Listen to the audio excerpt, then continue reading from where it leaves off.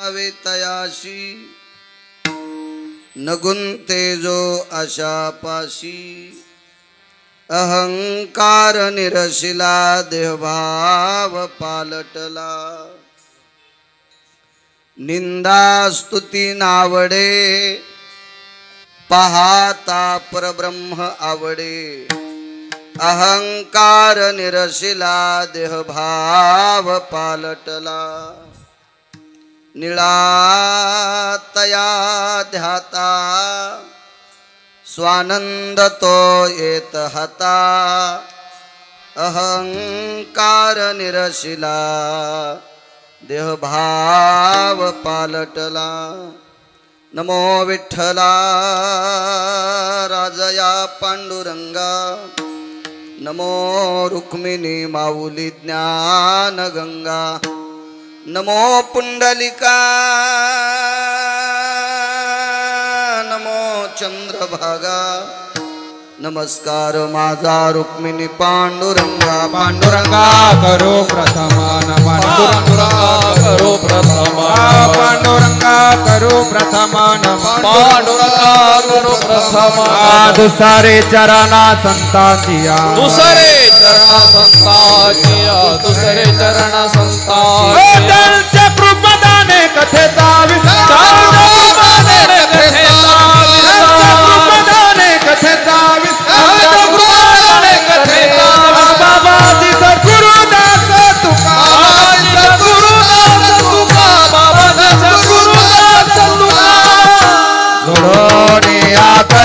चरणी ठेविला माथा चरणी ठेविला माथा परिसावी विनंती माझी पंढरी नाथा हो परिसावी विनंती माझी पंढरी नाथा कर चरणी ठेविला माथा ठेविला माथा परिसावी विनंती माझी पंढरी नाथा परिसावी विनंती माझी जोडोनिया कर चरणी ठेवी तो माथा परिसावी विनंती माझी पंढरी नाथा जोडोनिया कर चरणी ठेवी तो माथा परिसावी विनंती माझी पंढरी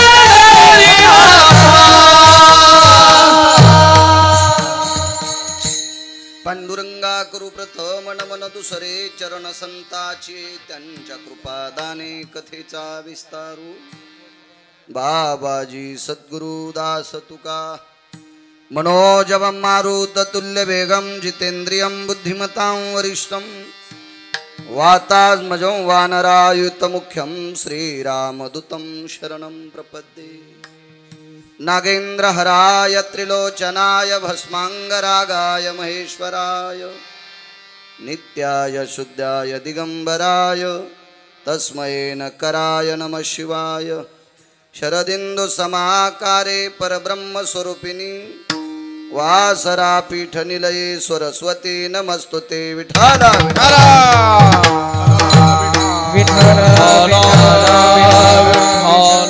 आता वैवासित पावनाती भासती पंचानन समाना तया श्रोत्याची आचरणी जाना साष्टांग नमन करीतसो वाद्यभूषित पावन तो प्रत्यक्षामरेंद्रा समान तयाची आचरणी जान साष्टांग नमन करीतसो आता गान गंधर्व देवता कोकिळ कंठस्वर अराका जी कीर्तनी वहिवासित लोका तयाची आचरणी नमनगा मज दिसदसो परम विख्यात जो जान ब्रह्मयाचा सुतो नारद जान नाम तितिक्षु तयाची आचरणी नमनगा जेने धर्म जितविलाची बळी तो संभाजी जान नवाळी कावतरला जयाची आकुळी तया छत्रपतीची आचरण कमळी साष्टांग नमन करीतसो विठ्ठला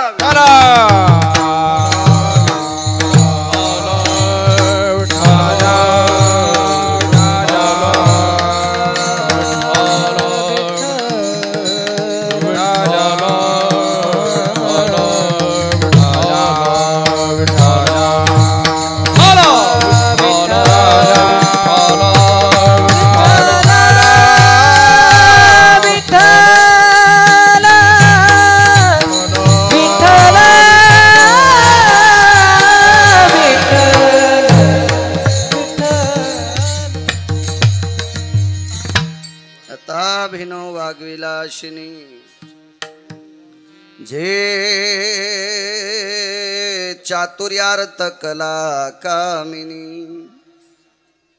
ते श्री शारदा विश्वमोहिनी नमिलिमिया नदी दिव्य गोदा तटीचा विलासी सदा प्रिय जो सज्जना वैष्णवासी जया वर्णिता प्रेमात्यंत चित्ता नमस्कार माझा श्री गुरु एकनाथ सर्वमंगल मांगले शिवे सर्वार्थ साधिके शरण्ये त्र्यंबके गौरी नारायणी नमस्तुते तू आदि माया जगदंबा भवानी कुलस्वामिनी अंबा तू आदि माया जगदंबा कुलस्वामिनी अंबा तू आदि माया जगदंबा भवानी कुलस्वामिनी अंबा तू आदि माया जगदंबा भवानी कुलस्वामिनी अंबा भवानी कुलस्वामिनी अंबा भवानी कुलस्वामिनी अंबा भवानी कुलस्वामिनी अंबा भवानी कुलस्वामिनी अंबा भवानी कुलस्वामिनी अंबा भवानी कुलस्वामिनी अंबा कुलस्वामिनी अंबा भवानी कुलस्वामिनी अंबा तू आदि माया जगदंबा भवानी कुलस्वामिनी अंबा तू आदि माया जगदंबा भवानी कुलस्वामिनी अंबा भवानी कुलस्वामिनी अंबा आदि माया जगदंबा भवानी कुलस्वामिनी अंबा कामेश्वरी वज्रेश्वरी विमला कमलाया यद्ब्रह्मकन्या स्थितपुण्यतायां जगदम्बां प्रसन्नयो मोजसा सकान्ति पवित्रयो पापक्षालन हितार्थायां यत्कन्यका परमेश्वरी स्ततायां जगदम्बास्ति नमो नमः भक्त मनावे तयाशी न गुंते जो आशा पाशी अहंकार निरशिला देह भाव पालटला प्रस्तुत प्राप्त प्रसंग निवडलेला अभंग विश्वमान्य विश्वभूषण विश्वाधिकार विश्वप्रिय चिन्मयी स्वरूप असणारी अधिकार संपन्न साधू श्रीमंत श्री जगद्गुरु तुकोबाराय यांच्यावर देवाच्याही पलीकडचं अतूट प्रेम करणारे महान भगवत भक्त संत शिरोमणी निळोबाराय यांचा प्राप्त प्रसंगी निवडलेला अभंग विठाला विठाला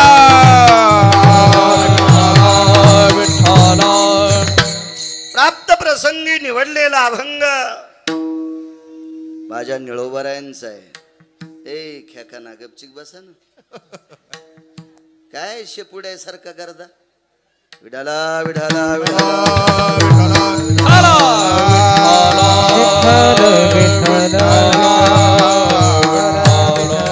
प्राप्त प्रसंगी निवडलेला अभंग देवाचे अत्यंत लाडके भक्त आध्यात्मिक क्षेत्रातील वारकरी संप्रदायातल्या आधारयू लोकांचं वाक्य निळोबाराय शेवटचे संत मोठ्या लोकांचं वाक्य. अशा परमपावन विटेवरच्या मालकाच्या अंतःकरणातल्या भक्तांचा अभंग आहे निळोबारायांचा. निळोबाराय या अभंगाद्वारे नेमकं वारकरी कोणाला म्हणावं, भक्त कोणाला म्हणावं, भागवतकार कोणाला म्हणावं, रामायणकार कोणाला म्हणावं, कीर्तनकार कोणाला म्हणावं याचं मूर्तिमंत प्रकरण आजच्या जिवंत उदाहरण आजच्या अभंगाद्वारे पटवतात. विठाला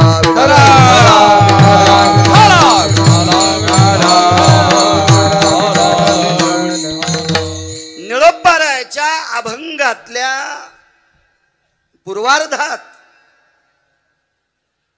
आपल्याला अभंगातून संप्रदायातून फेकून दिलं निळोबारायाने. बसत नाहीत आपण. नगुंते जो आशा पाशी, आशा संपली ज्याच्याकडे आशा नाही. भक्त म्हणावे तयाशी, नगुंते जो आशा पाशी. ज्याची आशा संपली तो भक्त आहे. गेले आशा पाशा निवारोनी निवारोनी, गेले आशा पाशा निवारो गेले आशा पाशा निवारो, गेले आशा पाशा निवारो. ऐसे जाना देही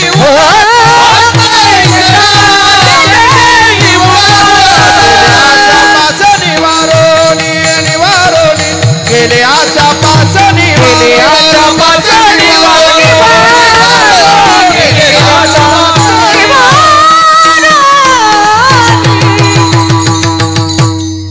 आज दोन दोन वांगीकर म्हणले आपलं काय चलत आहे. विडाला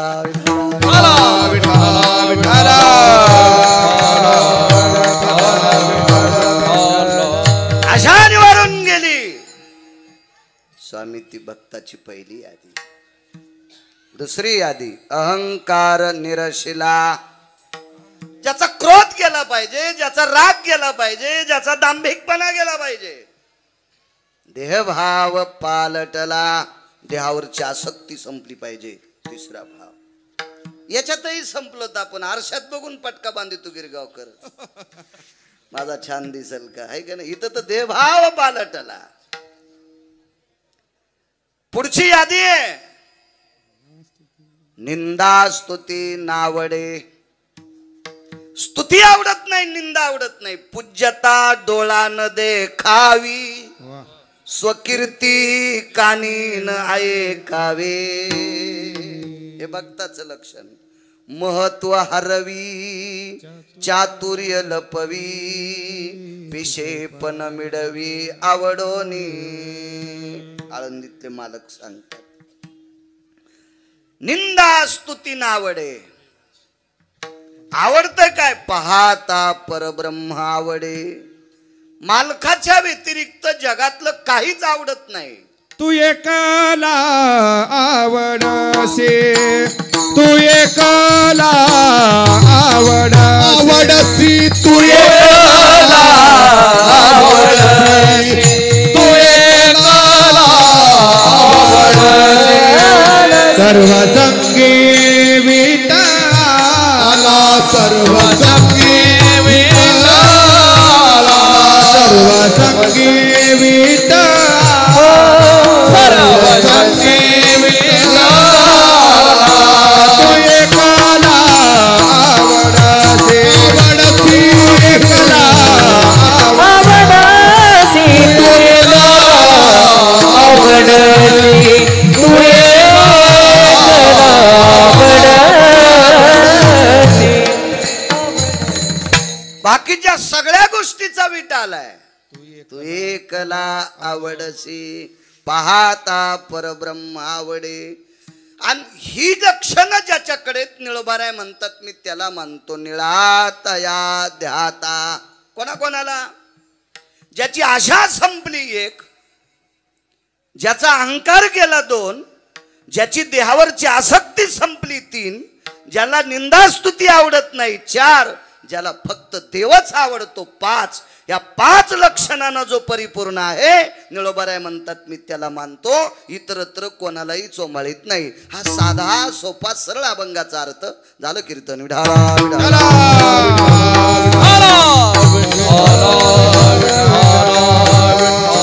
मोठ्या श्रद्धेने, मोठ्या अट्टहासाने, मोठ्या असीम प्रयत्नाने गेल्या 51 वर्षापासनं चालत असलेली सात्विक परंपरा, सदाचारी परंपरा, पावन परंपरा, गोडशी परंपरा 51व्या वर्षात पदार्पण आहे. कल्पना करा 50 वर्षापूर्वी काय परिस्थिती असेल स्वामी?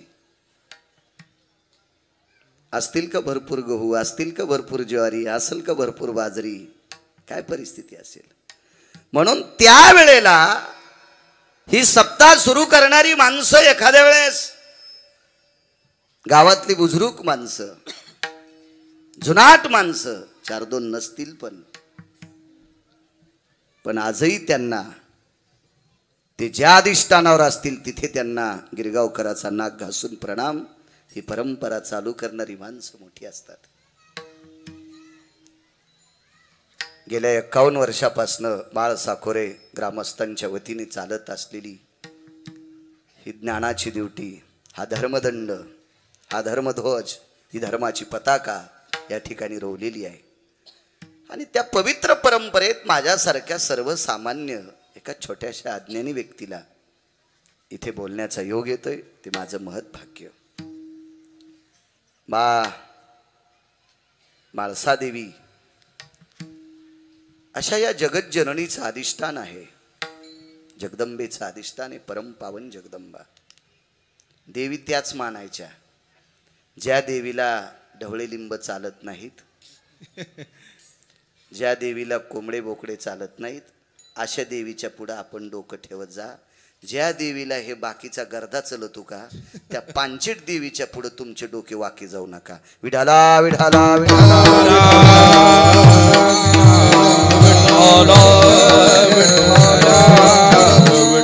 ज्ञानोबाराय तुकोबारायच्या राज्यातली माणसं आहोत आपण. आपण फार पवित्र प्रांतातली माणसं आहोत. या प्रांतामध्ये, या महाराष्ट्राच्या मातीमध्ये पंढरपुरातल्या मालकाला आणि काशीतल्या मालकाला कामाला लावणारी संत जन्माला आली. जगाच्या मालकाला या संतांच्या घरचं काम करावं लागतं. इतके अधिकारी संत ज्या प्रांतात जन्माला आली, त्या प्रांतातल्या लोकांनी भंगिऱ्या देवायच्या पुढे वाकायचं नाही. विठाला विठाला.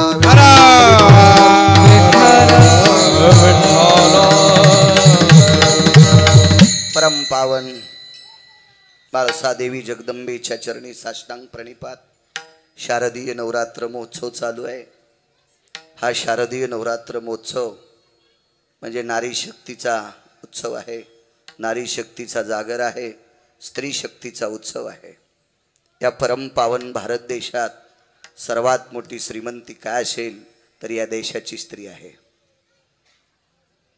ज्या घरी कुलस्त्रिया राज्य राणी व संपत्ती, या देशाची सर्वात मोठी जर भव्य दिव्य संपत्ती कोणती असेल, सात्विक सदाचारी पुण्यशील संपत्ती कोणती असेल तर या पवित्र देशाची स्त्री आहे.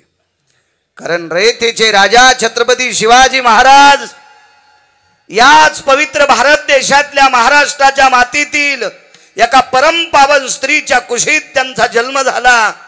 हा रयतेचा राजा 5वा राजा आहे, भारत देशाला लाभलेला 5वा राजा. राजकारणातलं 1 नंबरचं तत्व द्वारकाधीश कृष्ण परमात्मा. 2 नंबरचा राजकारणी विदुर काका. मधले सोडून द्या, 5वे रयतेचे राजा छत्रपती शिवाजी महाराज. या पवित्र देशामध्ये धर्माची अत्यंत बुलंद तोफ महाराणा प्रताप याच भारत देशातल्या पवित्र स्त्रीच्या पोटी जन्माला आले. माऊली महावैष्णव ज्ञानोबाराय तुकोबाराय नामदेवराय चोखोबाराय नाथबाबा सावता महाराज शेना महाराज रविदास महाराज कबीर महाराज मीराबाई जनाबाई मुक्ताबाई सखुबाई वृत्ती दादा याच पवित्र भारत देशातल्या स्त्रीच्या पोटी जन्माला आले. इतकं परम पावन रत्न. आणि हे 9 दिवस स्त्री शक्तीचा जागर असतो, नारी शक्तीचा उत्सव असतो. म्हणून हिशोबात उपास धरी जा. कारण या भारत देशातल्या पवित्र लोकांची संकल्प आहे, या देशातली स्त्री बलवान असावी, शक्तिशाली असावी, सकुशल असावी. महिना महिना साबुदाणा खाऊन आथुरणाव पडणारी नसावी. आता दसरा झाला की यांचे हेमोग्लोबिन तपासा. 7वर 8वर 6वर सगळ्या बायकांची भरती हॉस्पिटलमध्ये. मालकाने सप्ताहामध्ये 5-10 माणसं घरी जर चहा दूध घ्यायला आणले, दारात मालकाचा बूट वाजल्याबरोबर लागलीच बाईनं अंतरून सावरायचं, या या या चहा करू का दूध करू. नवऱ्याने 10-5 माणसं घरी नेल्या, हे कुठेच इकडे झोप द्यायली, हे गळून गेली. मग ती म्हणती चहा पाहुण्याला करा, मला जरा सध्या उठता येईन, पाजा तुम्हीच. अशी नवऱ्याची बेइज्जती करणाऱ्या तुम्ही नाहीत. हिशोबात उपास धरी जा. जगदंबेच्या पुढं साष्टांग दंडोत घाला.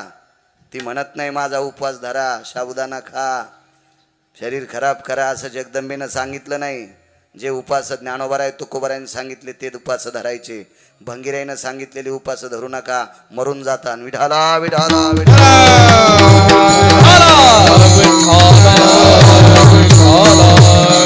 शारदीय नवरात्र महोत्सव म्हणजे स्त्री शक्तीचा जागर, नारी शक्तीचा उत्सव. या परम पावन भारत देशातल्या पवित्र नारींच्या चरणी गिरगावकराचा साष्टांग प्रणिपात. तुम्हाला कोटी कोटी शुभेच्छा देतो. मोठ्या श्रद्धेने, मोठ्या आतुरतेने आपला अमूल्य वेळ खर्च करून आलेला श्रोतावर्ग, तुमच्या चरणी साष्टांग प्रणिपात. महाराष्ट्राच्या मातीतील मृदंग क्षेत्रातील भगवान शिवजीनं आरक्षित केलेलं वाद्य, वारकरी संप्रदायामध्ये कुठलं वाद्य असावं म्हणून भगवान शिवशंकर देवादिदेव भगवान पंचाननाने आरक्षित केलेलं वाद्य म्हणजे मृदंग नावाचं वाद्य आहे. आणि या वाद्याची ज्यांच्यावर अतूट कृपा झाली, या महाराष्ट्राच्या मातीतील बुलंद तोप चे भरतजी महाराज पठाडे आहेत, त्यांनाही प्रणाम. वारकरी संप्रदायात नाविन्यपूर्ण गोड अशा सुंदरशा चाली, गोडसा व्यासंग आहे, नित्यनेम असे आदरणीय मच्छिंद्रनाथ आप्पा वांगीकर, त्यांना सुद्धा मनपूर्वक प्रणाम करतो. तसेच उत्तरेश्वर बापू वांगीकर, त्यांनाही मनपूर्वक प्रणाम करतो. आमचे आदरणीय सदानंद गुरुजी, गोड गोड ज्यांचा आवाजावर प्रभुत्व आहे. आणि आमच्यात मी जिथं राहतो तिथलेच आमचे सोपान महाराज, त्यांचाही आवाज अत्यंत गोड मार्मिक आहे, त्यांना सुद्धा प्रणाम करतो. बाजूचे आदरणीय हरिभक्तीपरायण उद्धव महाराज, त्यांना सुद्धा प्रणाम. तुम्ही बेलूकर चाकूरकर, तुम्हालाही प्रणाम. आदरणीय स्वामीजी, या परिसरातलं अत्यंत मार्मिक, तात्विक, जुनाट, पारमार्थिक क्षेत्रातलं रत्न जुन्या लोकांना मानावं लागत असतं. कारण सांगू का, जी माणसं मोठ्यांना मानतात तीच माणसं मोठी होत असतात. आणि जी माणसं मोठ्यांना झिरकाडतात ती हरामखोर पोत्र्याच्या पण लायकीची राहत नाहीत. विठाला विठाला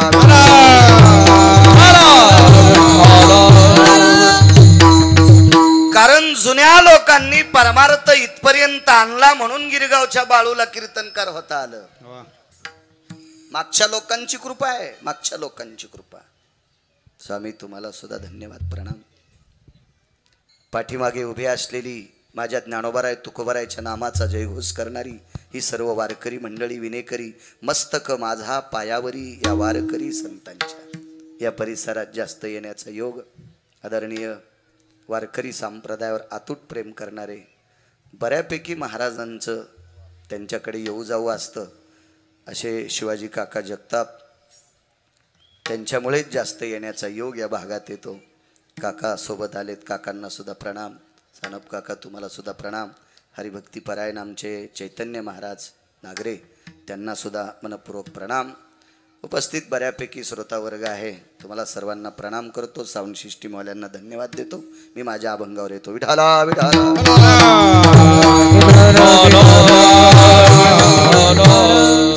भक्त म्हणावे तयाशी नगुंते जो आशा पाशी. ज्याची आशा निवाळून गेली तो भक्ताच्या यादीत आहे. श्रुतीशास्त्राचा एक सिद्धांत आहे, आशा ज्याच्याकडे काहीच नाही त्याला प्रेत म्हणतात. ज्याची आशा सगळी संपली का त्याला प्रेत म्हणतात. आशा जर कायमची संपली तर गिरगावच्या बाळूला गिरगाव दिसणारच नाही ना, तो प्रेताच्या यादीत आहे. आणि ज्याच्याकडे आशा जास्त आहे आप्पा त्याला गाढव म्हणतात. आशेचे बांधले आशेचे बांधले आशेचे बांधले आशेचे बांधले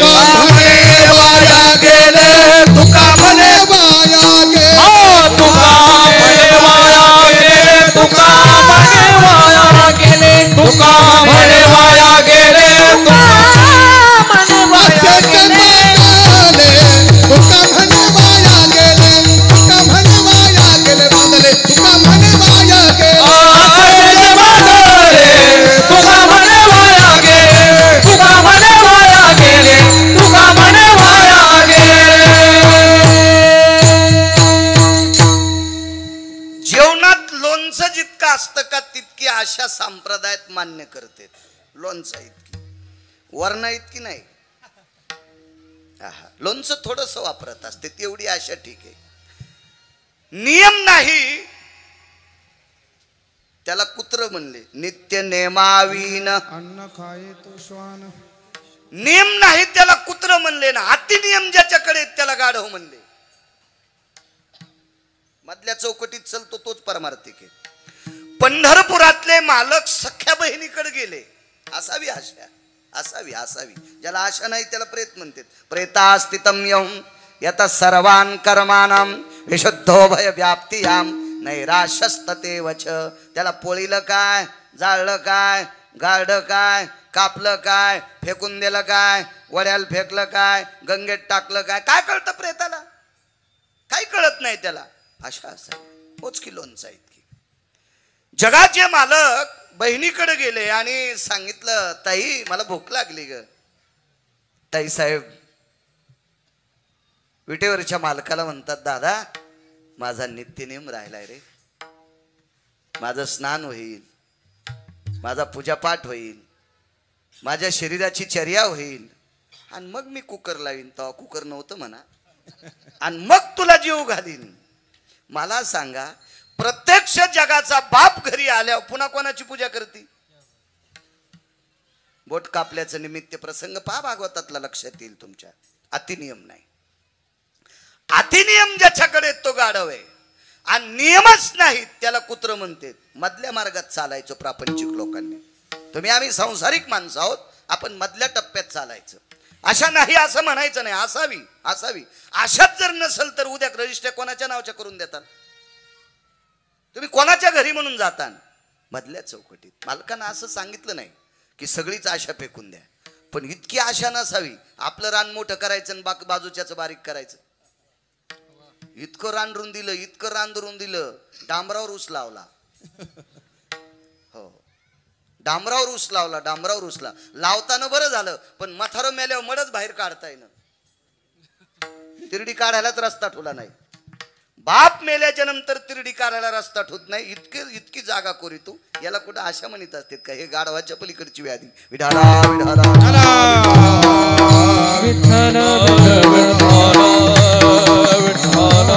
निळोबारायला एका तात्विक व्यक्तीने प्रश्न केला. एक दोन मुद्दे मांडतो तुम्हाला. निळोबाराय ज्यांना मानतात त्यांचे मुद्दे तुमच्या पुढे मांडतो की निळोबारायला कोण आवडतात.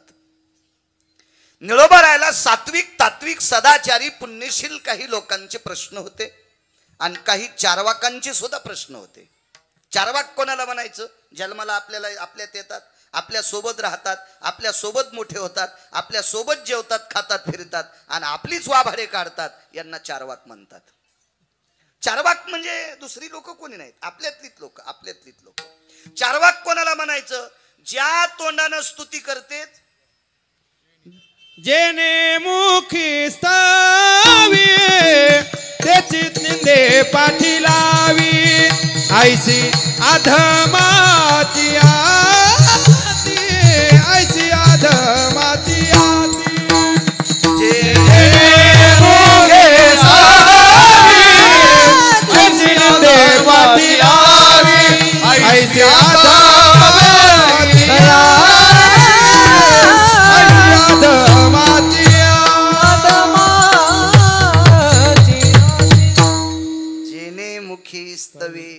ज्या तोंडानं दुसऱ्याची स्तुती करतो त्याच तोंडानं दुसऱ्याचं इचकितो. गाथा पाठ असला तरी हरामखोरे. विठाला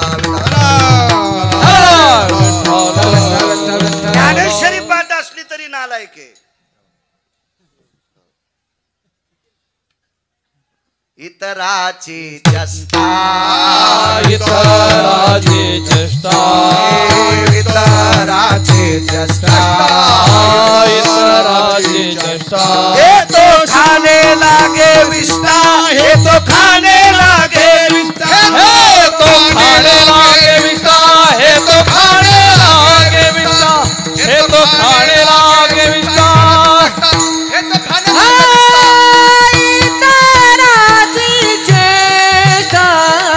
हे तो खाने लागे विष्णा, हे तो खाने लागे विष्णा, हे तो खाने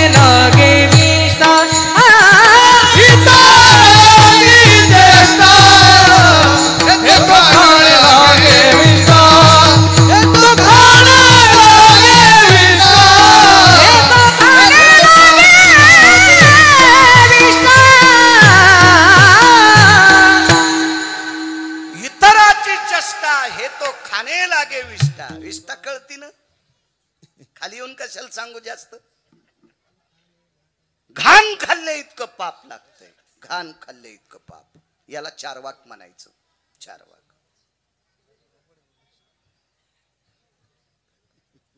ममत्वान महत्वेशिम श्रेष्ठत्वा जायते आपाम कनिष्ठ भवेशु रांढेषु तेषु पापहा. हे सगळे पुरावे कशातले सांगायला गुत घेतलं का मी. एक भडवा मला भेटलाय कशातले लिहिले. म्हणलं सोंबळ्या तो थोत्तर पुरत नाही ना, तू खालचं खात जाय. शेपुडीनं खालचं खावा, उठाने वरचं खावा. तो कशाला उठाच्या नादी लागतो. विठाला विठाला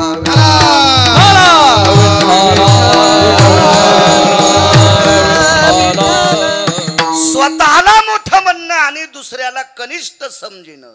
व्याभिचार कृतो पापम पिता सैवश्व जायते रतेषु वाचल्य भयो परासंगेषु यत पापायाम. खाली येऊन सांगू का, तो त्याच्या पित्याचा नाही अशी श्रुती सांगते. विठाला विठाला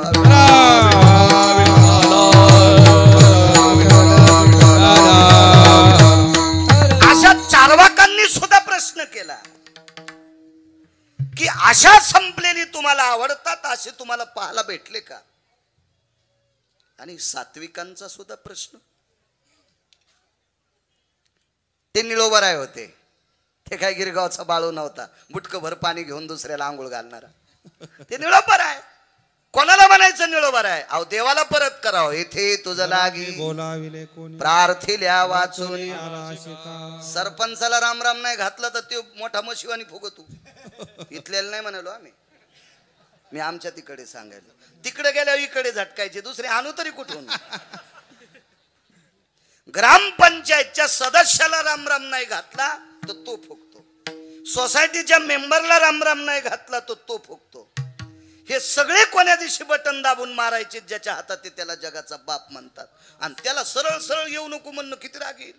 पण नाही आला कारण हे तत्वानं वागणारी लोक होती. ही ज्यांच्यात धमक आहे ते निळोबर आहे. हे चारवाकाला आणि याला भेणारी व्यक्ती थोडीच ती. बरं त्याला पाकिटाचा संबंध नव्हता ना, त्याच्यामुळे भीती नव्हती. यजमान नाराज होईल का, आपल्याला जाताना चाक आणील का, याची भीती तुम्हा आम्हाला. त्याला काही गरजच नव्हती ना, त्याच्याकरता ती भीत नव्हती. निर्भीड माणसं होते. चारवाकालाही समाधान होईल आणि सात्विकाचं समाधान होईल असं उत्तर दिलं की मला ज्याची आशा संपली ती माणसं आवडतात. त्रेतायुगात पंढरपुरातल्या मालकाने एका मुलाचा बाप मारला. क्रता त्रेतायुगामध्ये पंढरपुरातल्या मालकाने एका सात्विक सदाचारी पुण्यशील मुलाचे वडील मारले. बाप वडील एकच ना, बोलण्याची भाषा वेगळी. वडील मारले. आई हुशार होती. आईनं सांगितलं बाळा, पंढरपुरातल्या मालकानी जरी माझ्या कपाळावरचं कुंकू पुसला असेल, म्हणजे तुझ्या बाबाला जरी मारला असेल, पण लक्षात ठेव झेंडा त्याचाच धर. बरं तू झेंडा त्याचाच धर. याला म्हणायचं आई सात्विक, याला म्हणायचं आई सदाचारी, याला म्हणायचं आई पुण्यशील. ती या भारत देशातली स्त्री होती. ती किती मोठ्या आहात माझ्या माईंनो, तुम्ही इतक्या मोठ्या आहात. त्या मुलाला भरत बॉस सांगणारी बरीच लोक होती. त्याला कमी लोकांना सांगितलं नसेल आप्पा तू विटेवरच्या मालकाचा झेंडा धरू नको, असे बरेच लोक म्हणले असतील.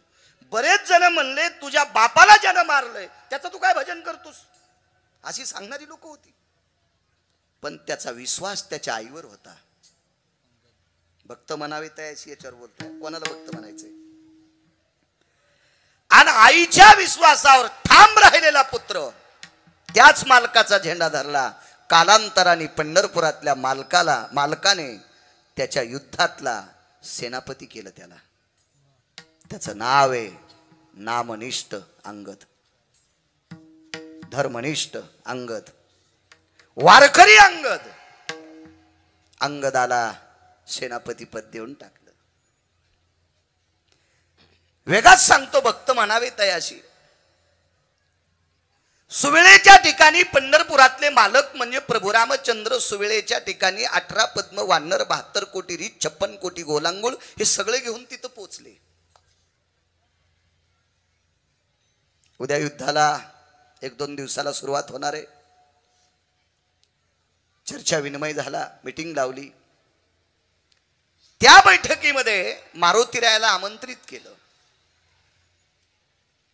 माझ्या पैठणच्या मालकांच्या हुकुक्तीनुसार निष्ठावंत वारकरी येऊनी जन्मला मरकट, वैष्णवा माझी अतिश्रेष्ठ, हनुमंत मनावया कनिष्ठ, ऐसा पापिष्ट कोण आहे.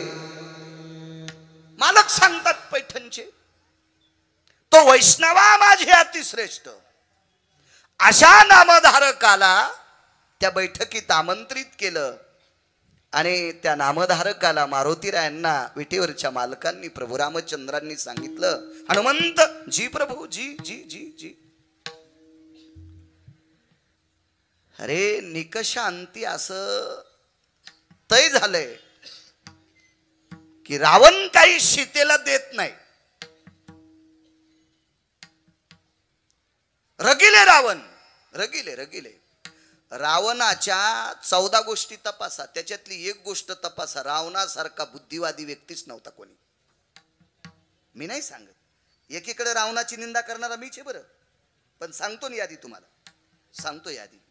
इतका बुद्धिवादी रावण की रावण इतका चतुर होता, त्यानं 127 विद्वान जवळ ठेवते.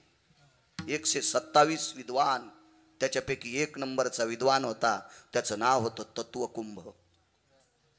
या तत्वकुंभानी 14 विमान तयार केलते. विद्वान किती असेल लक्षात घ्या. आईसाहेब बसल्या त्यावेळेला बिभीषणाची मुलगी टाळ्या वाजून नाचत होती, टाळ्या वाजून, म्हणजे तिचं अंतःकरण आनंदानं तल्लीन झालं. तर सीतेने विचारलं, हे काकाशी मिली बघतेस, तू चुलत्याशी मिळालेली आहेस, तुझा काका बाहुबळानं या विमानात बसून मला लंकेत घेऊन जातो आणि तू नाचती. ऐक म्हणले सीते, काळजी करू नकोस, राम जिवंत आहेत म्हणून नाचायले. तर सीतेनं सांगितलं, मला धरताना तू रडत होती, विमानात टाकल्यावर हसतीस, असं तुला काय कळालं? कोणी निरोप केला राम जिवंत आहेत? ऐक म्हणे सीते, मैत्री नव्हती ना, अरे तुला बोलत होती त्रिजटा. त्रिजटा सीतेला आव कधीच बोलली नाही. रामायणात बघू नका, वेगळ्या पुराणात घुसा, मग लक्षात येईल तुमच्या. त्रिजटेनं सांगितलं, सीते तुझ्या कपाळावरलं कुंकू जिवंत आहे, तुला कळालं कसं? मला कळत नाही म्हणे, विमान सांगते. या विमानाला विधवा स्त्रीचा पाय लागल्यावर विमान जळून जाते, आणि तू बसल्याच्या नंतर विमान जळत नाही, याचा अर्थ तुझे मालक जिवंत आहेत. काय विद्वान असेल आप्पा तो विमान करणारा? काय विद्वान असेल तो? त्याचं नाव आहे तत्वकुंभ. तेव्हा अर्थशास्त्रात एक नियम होता, ज्याला मोठं व्हायचं का त्यानं चांगल्याला आपल्याकडे बोलवा, आणि चांगले जर आपली लायकी नसल्यामुळे आपल्याकडे येत नसतील तर आपण चांगल्याकडे जा, आपण चांगल्याकडे जा. रावणाची लायकी होती याच्याकरता त्यानं चांगली आणली, आपली लायकी नाही ना एवढी लोक आपल्याकडे बोलवायची, आपण त्यांच्याकडे जा. मोठं झाल्याशिवाय राहतच नाही. पण आपलं नेमकं कसं होतं माहितीये का? कुत्र्याला नाद असतो हातीला भोकायचा, कुत्र्याला नादच असतो हत्तीला भोकायचा, पण कुत्रे कधीच डसत नाहीत. कुत्रे बी हुशार असतात, हत्तीला डसलं की आपण बोचरे होतो. हत्तीची त्वचाच इतकी स्वामी कठीण असती, कुत्र डसलं की त्याच्या त्वचेत घुसलेले दात पुन्हा वापस येतच नाहीत. कुत्र बोचरच होत. भुंकोनिया श्वान लागे हत्ती पाठी, भुंकोनिया श्वान लागे हत्ती पाठी, गोवनी हिमपोते दुःख पावे, गोवनी हिमपोते दुःख पावे. भुंकोनिया लागे हत्ती पाठी, भुंकोनिया लागे हत्ती पाठी, गोवनी हिमपोते दुःख पावे,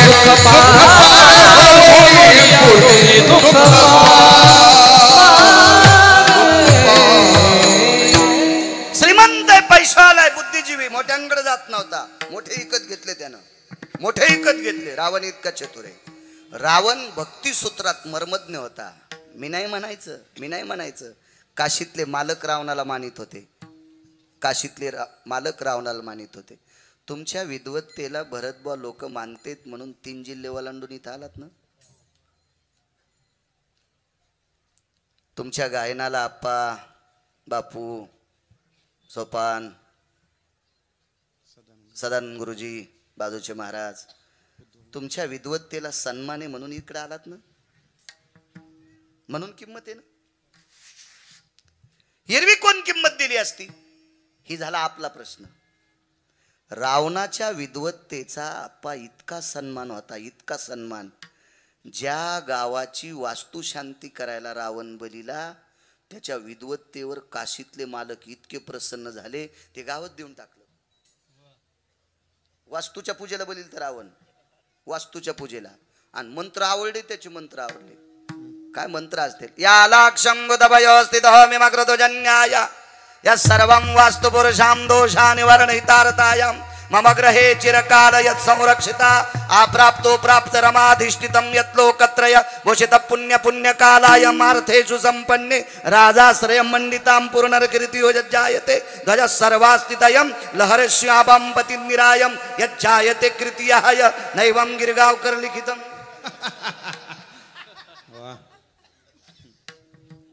या सगळ्या गोष्टी या लंकेत पदार्पित व्हावा. आणि आईसाहेब म्हणल्या इतका चांगला ब्राह्मण भेटलाय, देऊन टाका त्याला.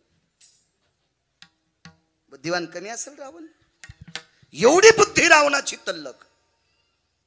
बऱ्यापैकी गोष्टी आहेत रावणाच्या, पण वारकरी संप्रदायानं रावण बेदखल केला फक्त एकाच गोष्टीमुळं. या पवित्र देशातल्या श्रीमंतीकडे त्यानं वक्रदृष्टीनं पाहिलं. ती या देशातली स्त्री आहे. मालकांचा एक पुरावा आहे. आपली बायको सोडून जगातल्या प्रत्येक स्त्रीला जर विटेवरची मालकीन समजलं तर आपली संपत्ती जळती का? परावी अनारी रखुमाई समान. क्या बात है? परावी अनारी रखुमाई समान. मानलिया धन काय वेचे, मानलिया धन काय वेचे. परावी अनारी रखुमाई समान. परावी अनारी रखुमाई समान. मानलिया धन काय वेचे. मानलिया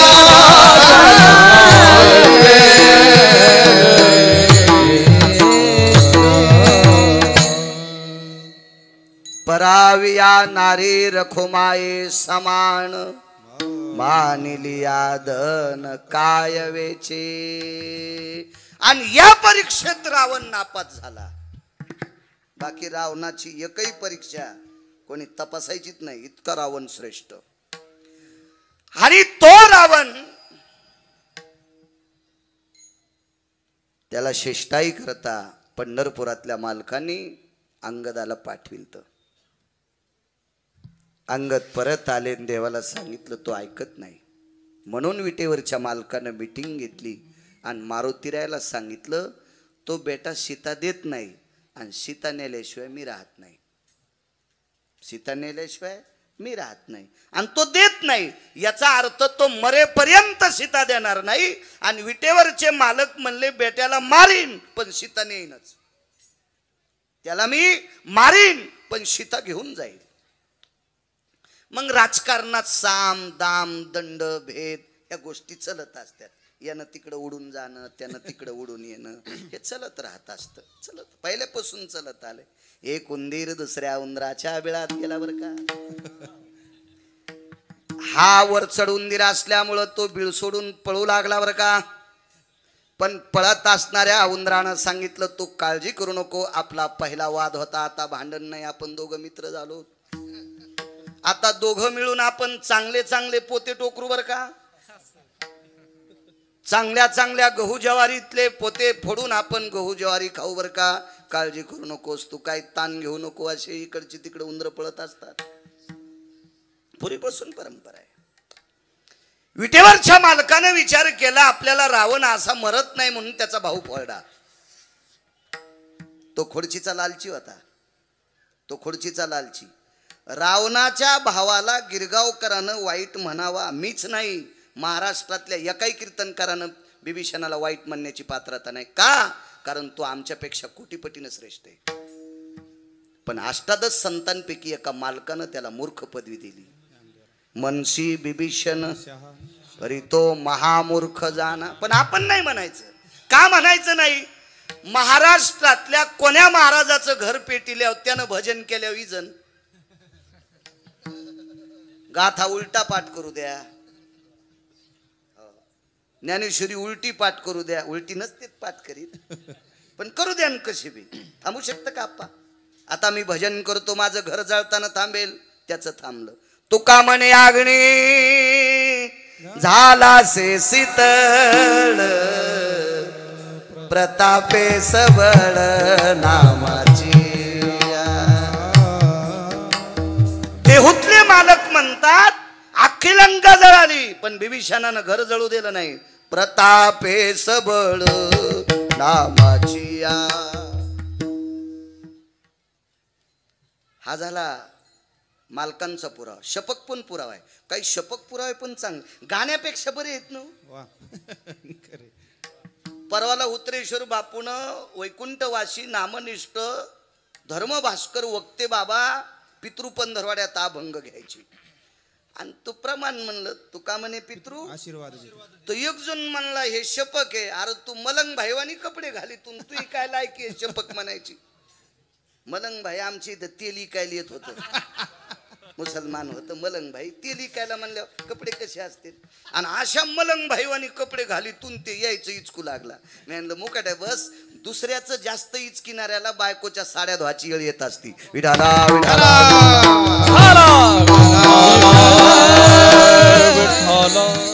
अहो या प्रत मधले नसल, नागपूर प्रत मधले अभंग असतील, गाण्यापेक्षा चांगले आहेत ना, आहे का नाही?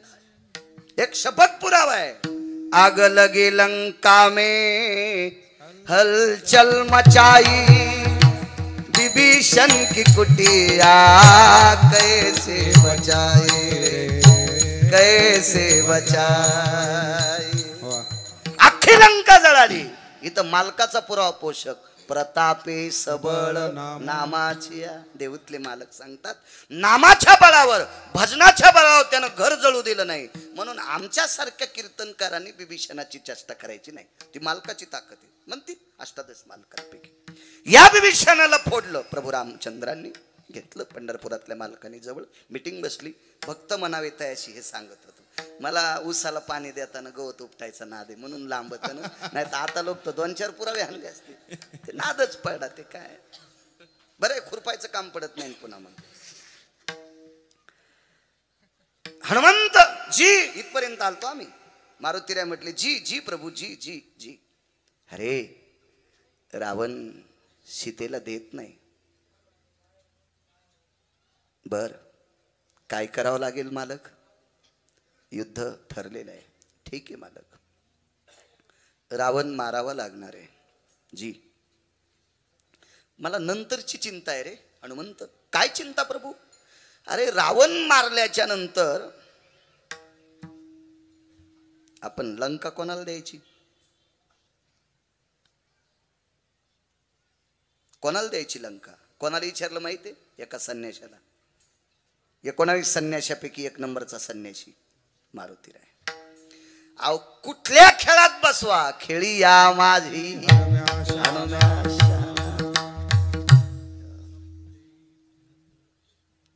अहो एका बाईनं अमृताचा साठा केलता. तिने सूर्याकडे अशी बोट वाजून चुटकी वाजली. हे तेजो कांती भास्करा, ललाटम प्रपटले भय सौभाग्य प्रदायिनी, अर्जितम कुमकुमम ललाटस्तते वचम, यत्तेजो भय कांती सौभाग्य प्रदायिनी. जोपर्यंत तुझा प्रकाश आहे तोपर्यंत हिच्या कपाळावरचं कुंकू कोणी पुसणार नाही. अमृत होतं तिच्याजवळ. ती चंद्रसेना नाव आहे. तिचं नाव चंद्रसेना. कोणाला म्हणायचं संन्याशी? मालकावर अतूट प्रेम करणाऱ्या बाईच्या दारात मारुतीराय लोळत होते. जिने तेज कांती प्रसन्न केला, त्या चरणावरे लोळला. ते पिऊस संचय ठेला चंद्रसेना मनती तियेला. पियुष म्हणजे अमृत.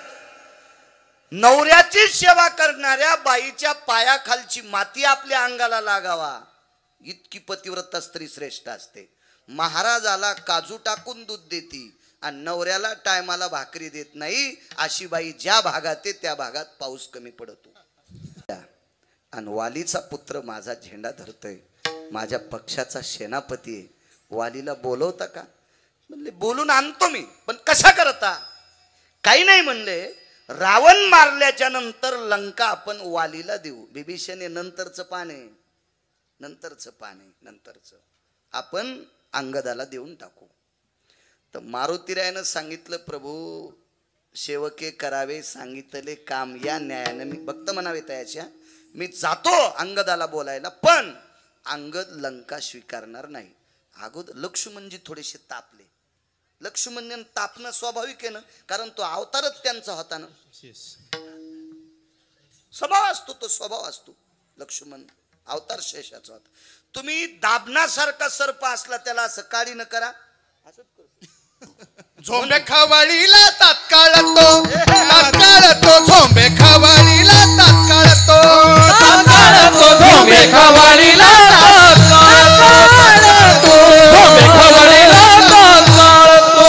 शांती रूपे नमनावा भला झोंबे खवळीला तात्काळ तो झोंबे खवळीला तात्काळ तो सर्प शांती रूपे नमनावा भला झोंबे खवळीला तात्काळ तो झोंबे खवळीला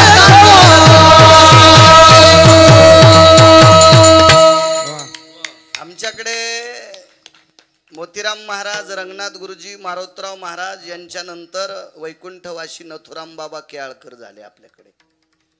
आणि नथुराम बाबा केळकर म्हणायचे, असं प्रमाण दिलं की कोटीची नोट.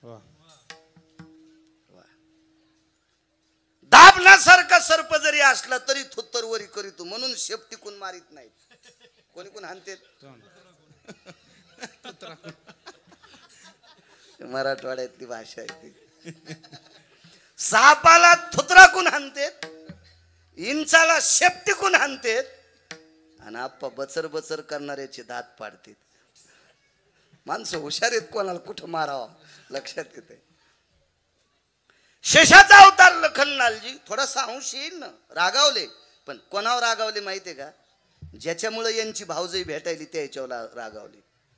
प्रभू रामचंद्राने स्थाप स्थाप स्थितेषु यत् प्रसन्नो वदनं भया रसना प्रिया सगर्भेषु यत् तापस्वीयति जायते. लखन, आपलं जर काम साधवायचं असेल तर ह्या संन्याशावर तापू नको बरं का. हे कामाचं आहे, नामधारक संन्यासी आहे.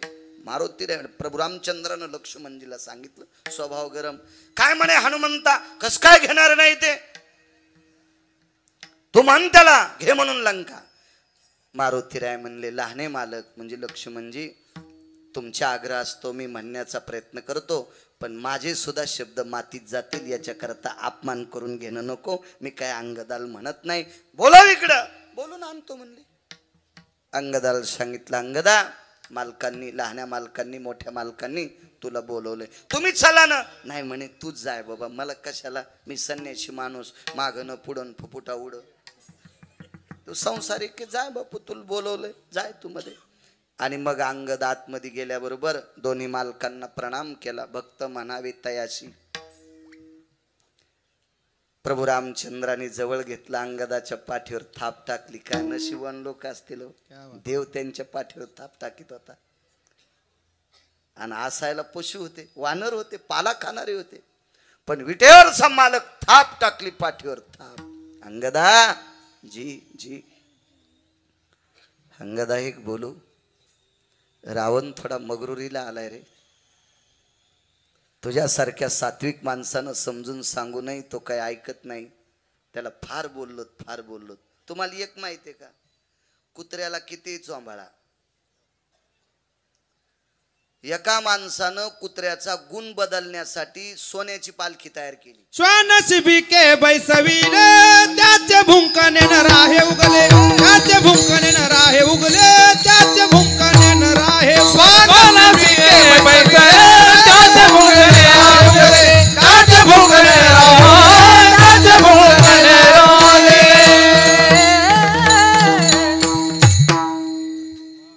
5 मिनिटं कीर्तन शिल्लक करू, आज काय ताण नाही. सोन्याच्या पालखीत कुत्र बसिल त्याचे दुर्गुण जावा.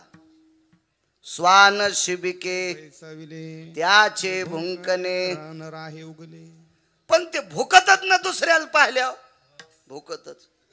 रावणाला 4 शिव्या दिल्या पुराणानं. सुनिश्चैवस्ते यत्लंकेशायाम एकम आनदम सुनियायाम दशेश्वाननायाम स्वानस्तते यक्रियो. जाबालीचा पुरावा आहे रामायणात ना काहीच. खूप रामायण पाहिलं पुन्हा म्हणतात गिरगावकरांनी कशातलं सांगितलं, उसातलं. दुसरं पुराण बघा जा, खूप पुराण आहेत, खूप खूप पुराण आहेत. हे 10 तोंडाचं स्वान आहे, ते चबर चबर बोलते, ऐकत नाही, ते ऐकत नाही. मग त्याला मारावं लागेल. मी तर त्या दिवशीच मारित होतो प्रभू, पण मला तुमचा आदेश नसल्यामुळं मी इतक्या रागात आलो की त्याचा मंडप 80,000 खांबाचा खांद्याला चिटकून आलता. अंगदाच्या 80,000 खांबाचा मंडप हानोटी खांद्याला चिटकून आला. पुन्हा जागच्या जागेवर ठेवून द्या, कारण मालक म्हणले आपण चांगल्या माणसाला देणार आहे, त्याला राज्याला मंडप असावं का नाही, उघडं कसं द्यायचंय. काय चाणक्य असेल तो अंगद. आणि अंगदा तो रावण मारल्याच्या नंतर लंका तुला द्यायची. हा शब्द प्रभू रामचंद्राच्या तोंडातून ऐकल्याबरोबर अंगदाचे डोळे रडत नव्हते, अंगदाचं अंतःकरण रडत होतं. लक्ष्मणजी जवळ न येता लांबून शब्द फेक केला. हे अंगदा, 7 कोटी घर सोन्याचे आहेत, त्या ठिकाणचे दगड सुद्धा परीस आहेत, पाषाण परीस. भूमी जामून अख्खी जमीन सोन्याची आहे, जाबुनंद नावाच्या सोन्याची आहे. तुझे अश्रू आनंदाचे का दुःखाचे? शेषाने प्रश्न केला. स्वामी भक्त म्हणावे तयाशी सांगतोय. अंगदा, एवढी मोठी सोन्याची लंका मालक तुला देऊ करतात आणि तू रडतोस, तुझं अंतःकरण रडतंय. अश्रू आनंदाचे का दुःखाचे? त्यानं सांगितलं दुःखाचे अश्रू आहेत. आनंद अश्रू 2 असतात, आनंद अश्रू आणि दुःख अश्रू 2 अश्रू असतात. लोकाच्या शेतात काम करणाऱ्याचं पोरग जिल्ह्यात पहिलं आलं आणि माईच्या कानावर वार्ता गेली, रडू लागली. शेजारणीने विचारलं, माय रडती का? मी लोकाच्या शेतात काम करते, व्यवस्थित दप्तर नाही, चांगल्या वह्या नाहीत, नवे पुस्तकं नाहीत, कोणाकडे ट्युशन नाही, क्लास नाहीत, काही नाहीत, तरी जिल्ह्यात माझं पोरग पहिलं आलं. काय त्यानं माझी मान उंच केली, माय रडते. याला आनंद अश्रू म्हणतात, आनंद अश्रू. तर लक्ष्मणजीने विचारलं, एवढी लंका तुला प्रदान केल्याच्या नंतर तू रडतोस, या आरती आनंदाचे अश्रू आहेत का दुःखाचे अश्रू? दुःखाचे आहेत. कशा करता दुःख झालं तुला? लहाने मालक, सोन्याची लंका घेण्यासाठी मी मालकाचं भजन करत नाही. सोन्याची लंका घेण्यासाठी मी मालकाचं भजन करत नाही. मी स्वार्थी नाही, माझी आशा संपलेली आहे लहाने मालक. तरी पण लक्ष्मणजीला थोडासा ताव आला, तापले लक्ष्मणजी. येतो एखाद्या वेळेस राग माणसाला. मोठ्या मालकाने लक्ष्मणाची मांडी दाबली. लखन, अरे शांत, कसा शांत बसू दादा? एवढी मोठी सोन्याची लंका आपण त्याला देऊ इच्छितो. रावण मेल्याशिवाय लंका घेता येते का? रावण मारणं इतकं सोपं आहे का? आणि त्याला मारून आपण सोन्याची लंका देतो आणि तरी म्हणतोय हा रडतोय, मला दुःख वाटतंय, मला आवडत नाही. नेमकं काय? शेवटी अंगद होता. खरं काम करणारी माणसं कोणाचं ऐकून घेत नाही. भय काय त्याच्या, ज्याची खरी सेवा. त्याला काय भीती वाटते? काय भीती नाही. अंगदानं सांगितलं, मालक एक लक्षात घ्या, रावणाला मारल्याच्या नंतर मला लंका देताल. उद्याला मारुतीरायाच्या कृपेने बिभीषण बी तुमच्यात पक्षात येणार आहे. वार्ता कळाली ना? बिभीषण मारुतीरायाला भेटला होता आणि बिभीषणानं सांगितलं, मला दर्शन घेताना माझ्या दादानं लात मारली, माझा मुकुट कोलमडून खाली पडलाय, मला त्या भावाकडे थांबायचं नाही, मला प्रभू रामचंद्राकडे यायचं. काय करावं लागेल? मारुतीरायानं सांगितलं, फक्त पाय धरायचे, काम सांगेल. तर अंगदानं सांगितलं, मालक उद्या रावणाचा भाऊ तुमच्या दर्शनाकरता पहाटे ब्राह्मी मुहूर्तावर येणार आहे, त्याला घेऊन येण्यासाठी मारुतीराय सोबत आहेत. आता लंका कोणाला द्यायची? नाही, लंका तुलाच देऊ ना. आणि बिभीषण पायाच पडतात त्याला अयोध्या देऊ. बिभीषण जर पायाच पडला ना तर त्याला अयोध्या देऊन टाकू ना, पण लंका तुलाच देऊ. तरी अंगद म्हणले, लंका मी सुतळीचा तोडा सुद्धा घेणार नाही. आता लखनलाल तापले. भक्त म्हणावे तयाशी. आता लखनलालजी तापले. काय रे म्हणे अंगदा वेडपट सारखं बोलतो, तुला काय चिल्लर वाटायलेत राम? रावण मारणं काय साधं? तुला एखादा दगड फेकून एखादा पक्षी मारल्यासारखं वाटतोय रावण? अरे कोण रावण आहे माहित आहे तुला?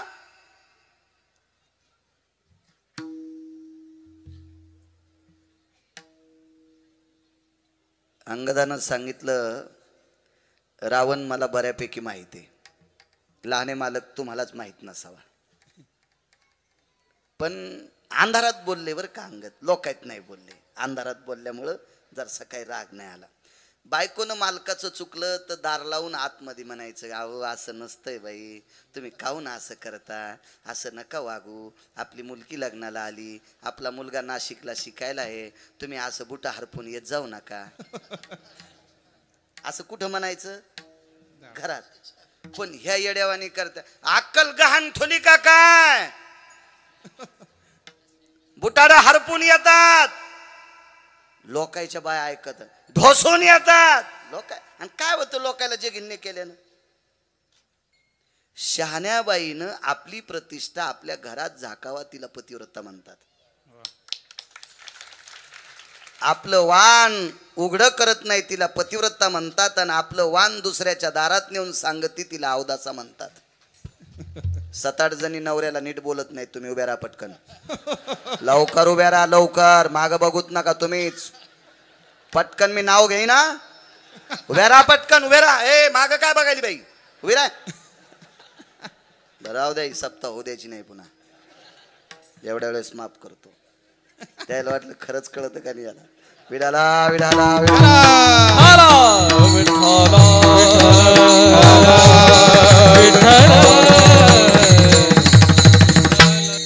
वा. अंगद म्हणले, प्रभू रावण किती माहित आहे हे मला चांगलं माहित आहे. एखाद्या वेळेस तुम्हालाच माहित नसेल. तर लखनलालजी म्हणले, मला म्हणतो का असं? पृथ्वी माझ्या डोक्यावर आहे. पृथ्वी कोणाच्या डोक्यावर होती? शेषाच्या. लक्ष्मण कोण होते? शेष होते. पृथ्वी माझ्या डोक्यावर आहे. इथं चिमटा घेतला बरं अंगदानं. मग पृथ्वी जर तुमच्या डोक्यावर आहे तर मग सीताई साहेब कुठं होत्या? लंका पृथ्वीच होती ना. मग पृथ्वी जर तुमच्या डोक्यावर आहे तर लंका अशोक वाटिका कुठं होती? पृथ्वीवर. मग पृथ्वी तुमच्या डोक्यावर असताना अशोक वाटिका पृथ्वीवर असून तुमची भाऊजाई कुठे आहे तुम्हाला पत्ता नव्हता, आणि तरी तुम्ही आमच्या नाकात काड्या घालता. कोण म्हणायले? शेषाला वानर बोलायले. वानर वानर वानर बोलायले. वानर वानर. प्रभू रामचंद्रान मांडी दाबली. शांत बसणं. तुला किती वेळचं म्हणतो? काय शांत बसू म्हणे? जाऊ द्या बरं. सीताई साहेब कुठं होत्या नाही कळाल्या, पण लंका देणं इतकं सोपं आहे का? ऐकायला नाही मालक, ऐका ऐका. लंका तर घेतच नाही, पण तुम्ही लंका देणं चिल्लर गोष्ट आहे. चिल्लर. लंका घेणं माझ्यासाठी चिल्लर आहे, चिल्लर. आता लक्ष्मणजीला राग आला आणि म्हणले, कशी काय रे लंका चिल्लर? ऐका म्हणे, लंकेचा राजा रावण, या रावणानं एके दिवशी माझ्या बाबाला एक शब्द चुकीचा वापरला होता. तो मात्र रामायणात आहे. तो बघा ना घरी गेल्यावर. खापक्या मोबाईल तुम्हाला भेताडासारखे, मला तरी तसा नाही. इचकान ते जरसा मोबाईल, त्याच्यावर कळल रावण काय म्हणला होता अंगदाला, तर वालीला.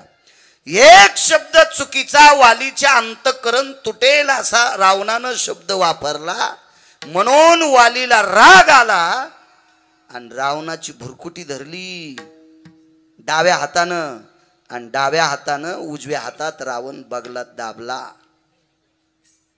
तर 4 समुद्राच्या आंघोळी होस तर रावण खाली पडलाच नाही. मोठ्या बैलाच्या काशीत एखादा गोचिडा असतो का, तसा गोचडा सारखा रावण वालीला वाटत होता. मग रावणापेक्षा वाली श्रेष्ठ का वालीपेक्षा रावण श्रेष्ठ? रावणापेक्षा 28 पटीनं वालीची ताकद मोठी होती. मी सांगत नाही, वैकुंठवासी माधव महाराज मगर म्हणायचे 28 पटीनं ताकद वालीची मोठी. बगलात घेतलं. अंगद हा प्रभू रामचंद्राकडे बघत नाही भरत बुवा. अंगद पाहत होता स्वामी लखनलालजीकडं. लहाने मालक, लंकेचा राजा रावण जर माझ्या बाबाच्या बगलात होता आणि माझ्या बाबाचा जर लंकेवर डोळा असता, दुसऱ्याच्या धनावर डोळा असता, तर टमाट दाबल्यासारखा रावण बगलात चुरा केला असता. कोणी? वालीनं. मग लंका कोणाला भेटली असती? वालीला. माझे बाबा गेल्यावर कोणाला? लखनलालजी म्हणले तुला. मग ऐका, मी अशा बापाचा मुलगा आहे की जे दुसऱ्याच्या धनावर त्याचा डोळा नाही. मी अशा पित्याचा मुलगा आहे की ज्याचा दुसऱ्याच्या धनावर डोळा नाही. आणि भजन मालकाचं करावं आणि लंका स्वीकारावी. मी तो अंगद नाही, मी तो अंगद नाही. हा प्रसंग सांगत असताना निळोबारायचं अंतःकरण असं तर पुलकित होत होतं. आणि निळोबाराय चारवाकाला आणि श्रुतीशास्त्राला सांगतात, या संप्रदायामध्ये विटेवरच्या मालकाचं भजन करणारे लंकेला लाथ आणणारी माणसं अंगद आहेत. मला ती भक्त आवडतात. म्हणून पहिलं भक्त म्हणावे तयासी, भक्त म्हणावे तयासी, भक्त म्हणावे तयासी, भक्त म्हणावे तयासी, भक्त म्हणावे तयासी, भक्त म्हणावे तयासी, भक्त म्हणावे तयासी, भक्त म्हणावे तयासी. न गुंते जो आशा पासी, न गुंते जो आशा पासी, न गुंते जो आशा पासी. क्या बात है?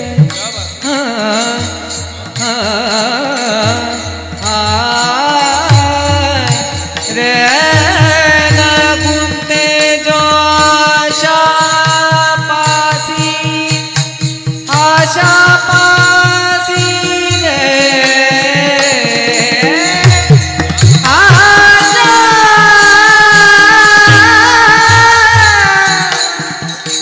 हे आशा पासी.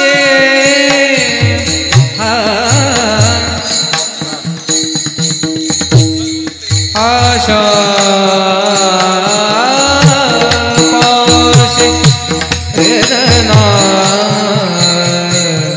आशा पासी, आशा पासी, आशा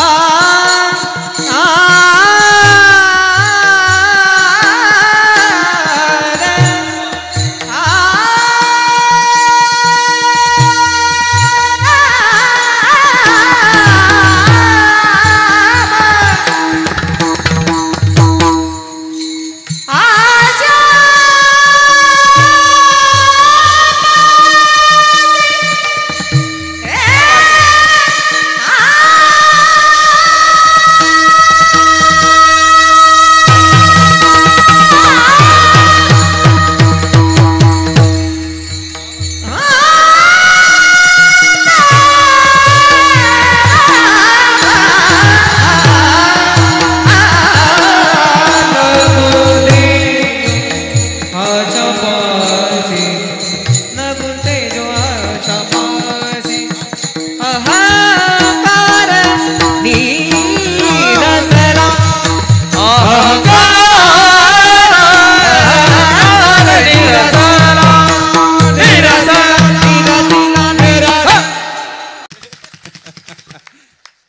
बुलंद तोफेत महाराष्ट्राला लाभलेले गान कोकिळा. वा वा. नाही स्वीकारली अंगदानं लंका.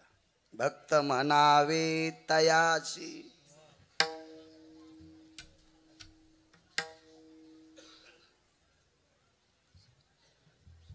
द्वादश सोडायला पंढरपुरातली मालकीण एका वारकऱ्याची तो होती.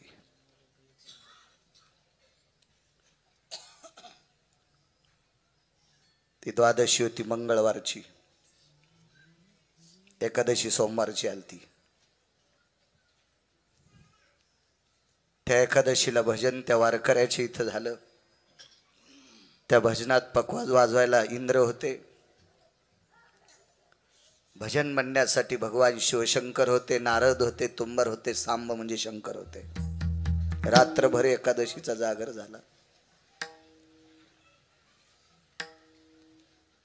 सकाळी द्वादशी सोडायची.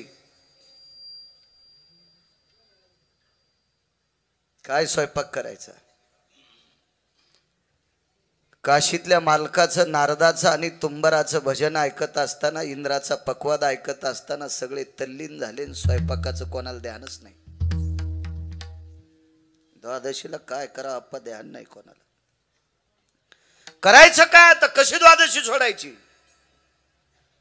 ऐन वेळेला दही मागून घेतलं आणि भात शिजिला आणि दही भातावर द्वादश सुटली.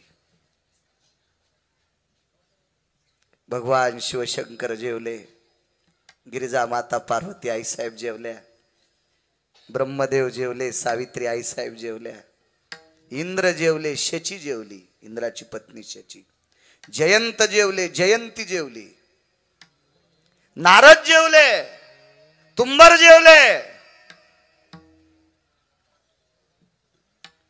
हे जेवताना बघायला पैठणचे मालक होते.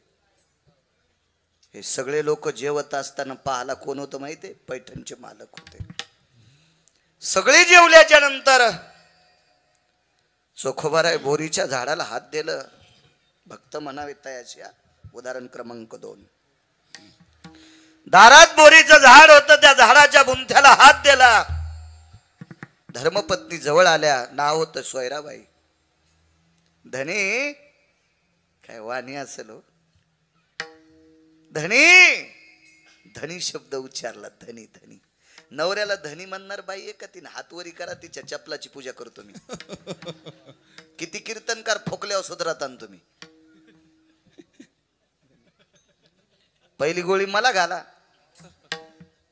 गुणाला किंमत आहे, देखाव्याला किंमत नाही. बाईनं मालकाला धनी हा शब्द म्हणत असताना जीभ वाकत नसेल, तुमच्या जिभेला वेल्डिंग झाली नाही, वाकू द्या, पण मालक म्हणी जा ना. जी स्त्री आपल्या मालकाला आदराचा शब्द टाकती, त्या स्त्रीला पंढरपुरातला मालक हृदयात ठेवतोय. सोपा परमार्थ आहे. सोपा सोपा सोपा. आपलं काखात कळसन गावाला वळसा. बिनगी बघला तर जे अख्ख्या बायाली विचारायली मै कळशी पाहिली का?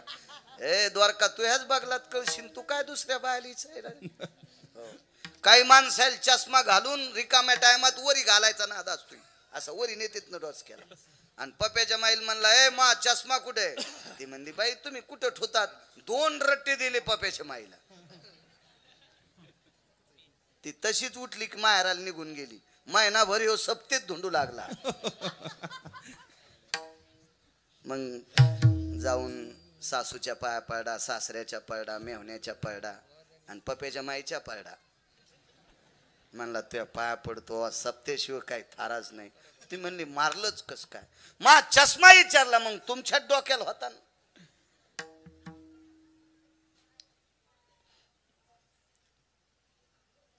आपलं आपल्या जवळ असते, आपल्याला कळत नाही. तुझं पाशी इथं बसलेल्या तरुणांचा सर्वात मोठा देव आहे तुमचे मायबाप.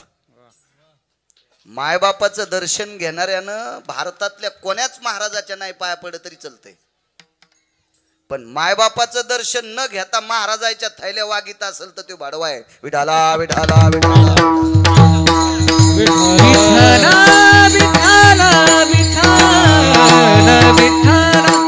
चोंभाळे चोंभाळीत असते. आपलं काम साधण्यासाठी चोंभाळे जवळ धरीत असते, पण त्या महाराजाला पण नरकाला जावं लागेल आप्पा. जो मायबापाची सेवा न करता महाराज जर त्याची सेवा करून घेत असेल तर महाराजांना सांगायचं, तू सगळ्यात मोठे देव तुझे आई वडील आहेत. सकल तीर्थाची जे का जाण माता पितरे. आई वडिलांची सेवा कर, मग तू आमची थैल्या उचल. सगळ्यात मोठा देव तुमच्या ते. असो धनी हा शब्द वापरला. साधी बाई हो, साधी बाई, धनी शब्द वापरला. काय सोयरा, मालक आणि मालकीन जेवायच्या राहिल्यात. चोखोबरायने बोरीच्या झाडाला हात ठेवला, जवळ सोयराबाई गेल्या आणि छपराच्या पलीकून जगाचा बाप उभा आहे, पलीकून जगाची मालकीन गेली. काय काम? काही नाही म्हणे, आजच्या द्वादशीला आपल्या पंक्तीला चोखाला बसवायचंय. काय निर्णय गोड.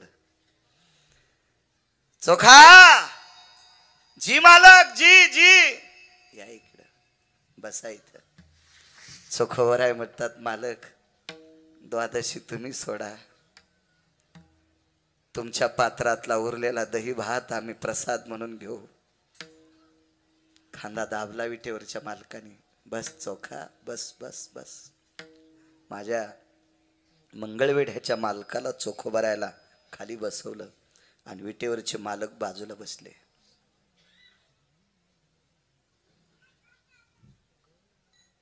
मालकीन हुशार आहेत विटेवरच्या. मालकिनीच्या लक्षात आलं, चोखोबरायला एका मांडीला घेतलंय आणि आपले मालक दुसऱ्या मांडीला सोयराला घेतेन. आपलं असत ढोलक वाजन, आपलं पुण्य कमी पडेल म्हणून तात्काळ सोयराबाईचा हात धरला आणि विटेवरच्या मालकिनीनं सोयराबाईला आपल्या मांडीच्या बाजूला घेतलं. देव भक्ताच्या सानिध्यात देवाला लय आवडत. आणि मग देवानं आवाज दिला, ए कर्ममेळा, ए कर्ममेळा. जी मायबाप, मायबाप शब्द त्या काळात, मायबाप हा शब्द चोखोबरायचा होता. जी मायबाप हा रानोबा नावाच्या वारकऱ्यांनी प्रसिद्ध केलेला शब्द. रानोबा हे कर्ममेळ्याचे आजोबा होते. कर्ममेळा, जी मायबाप, इकडे या. चोखोबरायला आरोतुर आणि चोखोबरायच्या मुलाला विटेवरचे मालक आवजावं, या कर्ममेळा, या इकडे, या या या या या. कारण सांगतो, रानोबा कळाल्यावर भजन करीत होते. चोखोबरायला बापाची परंपरा म्हणून भजन करता आलं, पण चोखोबरायला झालेला मुलगा झाल्या झाल्याच भजन करीत होता. उपजत कर्म मेळा, वाचे विठ्ठल सावळा, वाचे विठ्ठल सावळा, वाचे विठ्ठल सावळा.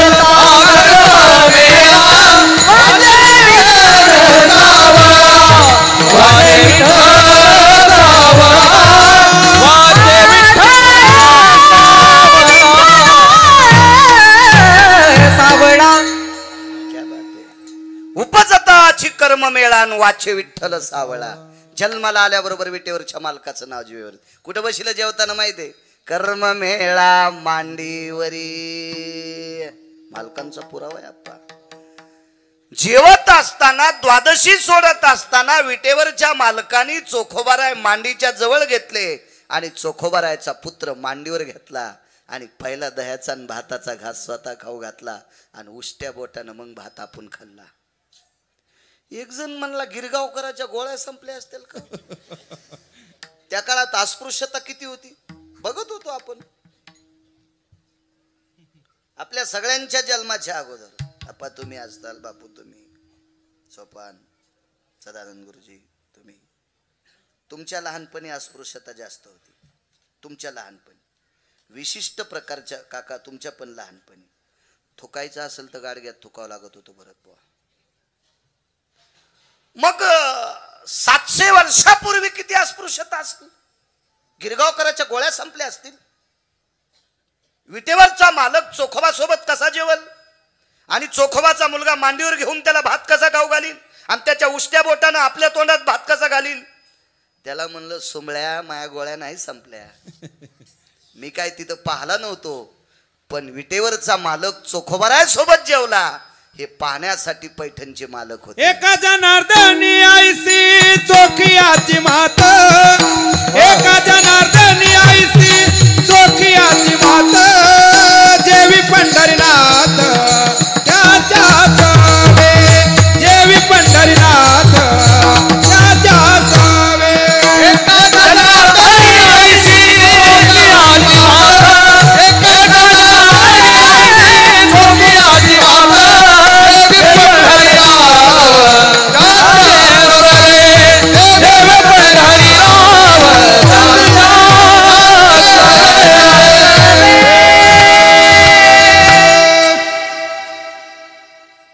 सावकर म्हणे नाही, एका जनार्दनी एका जनार्दनी आयसे चोखे याचे मात, जेवे पंढरीनाथ त्याचे घरी किंवा त्याचे सवे.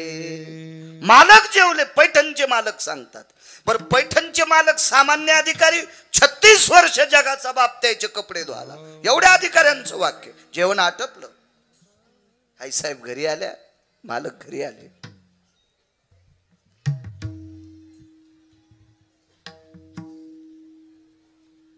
चोखोबाराच्या गळ्याला मिठी मारली, रडू लागले. एकादश नयन पाजरती. ज्या वेळेला पंढरपुरातले मालक आणि चोखोबारा मिठी मारतात आणि विटेवरचा मालक चोखोबाराच्या खांद्यावर डोकं टाकून ज्या वेळेला धाय मोकलून रडतो, हा प्रसंग पाहिल्याच्या नंतर काशीतले मालक एकादश म्हणजे 11 डोळ्यानं रडत होते. 11 डोळ्याने एकादश नयन पाझरती. हेतू चोखा. भगवान आले रावळात. आईसाहेबांनी विचारलं, मालक का रडता, का रडता, कशा करता रडता तुम्ही? विटेवरच्या बालकाला सांगितलं, सोयरा पहाटेच्या प्रहरी भजन चालू असताना एकदा चोखोबाराय उठून गेलते. तुला माहिती कशाला गेलते, कशा करता गेलते? एका श्रीमंताची गाय मृत्यू पावली होती आणि ती मेलेली गाय उजडायच्या आत त्याच्या दारातून लांब वडून नेऊन टाकायची होती.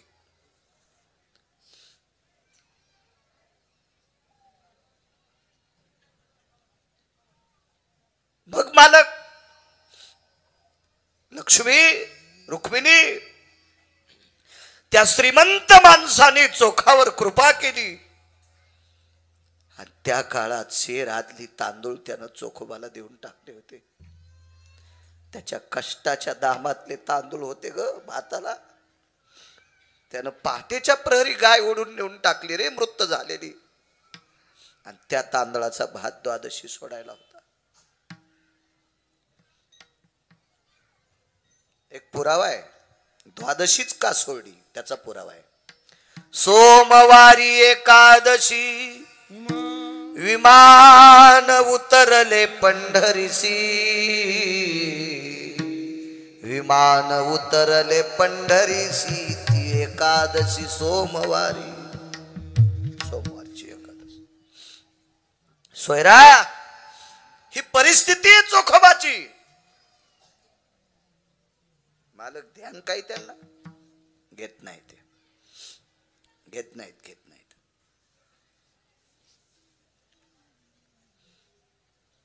ह्या लोकांच्या तळपायाला चिटकलेल्या मातीची पण बरोबरी करू शकत नाहीत आपण. काही लोक त्यागाच्या गप्पा हाणतात, पैसे ठरीत नाहीत आणि कमी दिल्यावर दुसऱ्या बार तारीख घेत नाहीत. अशा नाटकाचा लय उता आलाय. वळवळ वळवळ सळसळ करते अशा.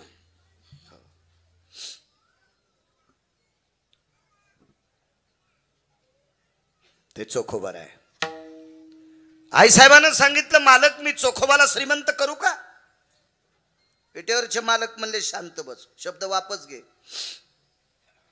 मला नाही करता आलं, तू कोण करणार? ऐका म्हणे मालक, मी करते श्रीमंत, भक्त म्हणावे तयासी. एवढाच पुरावा ऐकायचा, आपला वेळही संपत. आई साहेबांनी देवाचं न ऐकता गरुडाला सोबत घेतलं. गरुडाला आवडत नव्हतं बरं रुक्मिणी सोबत आई साहेबासोबत जायचं, कारण गरुडाला माहित होतं मालक जे सांगते ते खरं. देव चतुर किंवा चतुरा तो शिरोमणी, गुण लावण्याची खाणी, मुकुट सकळामणी, धन्य तुझी विठोबा. जाणून अंतर्वर्त तसे त्याला कळतंय ना, हा घेत नाही. विवेक आहे, विवेकाचं टोक आहे. अहो माणसं म्हणते तो माझ्यासारखा चालू कोणीच नाही. मग तू यासारख्या चालूला जनजन्माला घातलं, तो किती चालू असेल याचा तर विचार करावा ना. माझ्यासारखा हुशार कोणीच नाही, मग तुला कोणी जन्माला घातलंय, तो किती हुशार असेल याचा तर विचार करावा लागेल की नाही.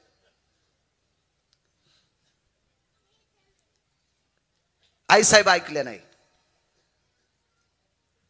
9 वेळेस लक्ष्मी आई साहेब विरोधात गेल्या देवाच्या, 9 वेळेस. भारतात अशा 27 स्त्रिया आहेत, एकदा बी नवऱ्याच्या विरोधात नाही. त्याच्यापैकी एक रावणाची बायको, रावणाची पत्नी, विरोध सांगू नवऱ्याच्या विरोधात. त्या बाईचा पोटचा मुलगा मृत्यू पावला, त्याचे तुकडे झाले 3, भुजा पडली दारात, डोकं पडलं प्रभू रामचंद्राच्या पक्षात, हे शरीर पडलं युद्धभूमीत. आणि डोका आणण्यासाठी मंदोदरीनं नवऱ्याला विचारलं, मालक मी जाऊ का डोका आणायला प्रभू रामचंद्राच्या पक्षात? जाऊ नकोस. नाही गेली. आताची बाई असती तर काय म्हणली असती, मेल्या तू अक्कल गहाण ठुली का रे, मग पोटचा गोळा मेलाय रे, त्याचं डोकं आणायला चालले रे. हे तर लय साधा शब्द वापरलाय, लय पलीकडे बोलली असती हल्लीची बाई. नाही गेली बाई, नाही गेली बाई. आईसाहेब 9 वेळेस चुकीचं केलं. एकदा सांगू तुम्हाला, राधाईस राणी ज्या वेळेला मांडीवर बसल्या प्रभू रामचंद्र आपलं विटेवरच्या मालकानं राधा राणीला मांडीवर बसलो, त्यावेळेला आईसाहेबाला राग आला, खालीवरी बोलल्या आणि दिंडीरवनात खाली आल्या. 9 पैकी 2 प्रकार सांगितले, बाकीचे घरी गेल्यावर पहा. गुत्त थोडं घेतलंय, बघ जा. त्याचं कारण सांगू का ठेवायचंय? ज्या वेळेला तुम्ही विद्वान होताल का, त्यावेळेला आमचे लोक ग्रंथ वाचून कीर्तन करतील. आणि तुम्ही कोणी सांगितल्यावर टाळ्या वाजितान का, मग आमचे लोक असंच यालाची बेलाला शिमग्याच्या तेलाला बेल वाया गेले ग बाय बाय, तिकडच घसरून मेले. बोलती नाही वाचिस का तू? आहे का? तुम्ही जितके हुशार होतान तितकं कीर्तन करताना आमचा कष्टा घामानं वाला व्हावा, इतके तुम्ही हुशार पाहिजे, इतके हुशार. पाहुणी ग्रंथ करावे कीर्तन. गेले आई साहेब, सीताई साहेब 3दा मालकाच्या विरोधात. एक जण म्हणला, महाराज काय सांगायचं तुम्हाला, रेषा मालकानं सांगितलं होतं वलांडायची नाही. म्हणलं तू कोणाचं रामायण ऐकलं सुमळ्या? रेषा वलांडू नका असं प्रभू रामचंद्र म्हणले नव्हते, ते लखनलालजी म्हणले होते. हे इथलं तिथं चिटकू नकोस रे. हो, असं रामायण सांगितल्यावर मरतील श्रोते रे. हे लक्ष्मणाचा विरोध आहे, रामचंद्राचा नाही. 4 वेळेस प्रभू राम, 3 वेळेस प्रभू रामचंद्राच्या विरोधात. लक्ष्मी आई साहेब 9 वेळेस चूक केलं. बघा पुढे,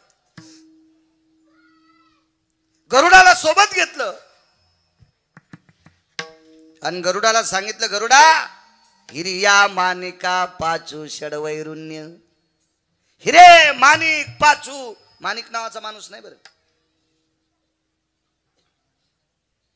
माणिक एक, षडवैरुण्य आप्पा, पाचू पाचुंदा नाही, हिरे सुप्त जय, अशा 5 घागरी भरल्या.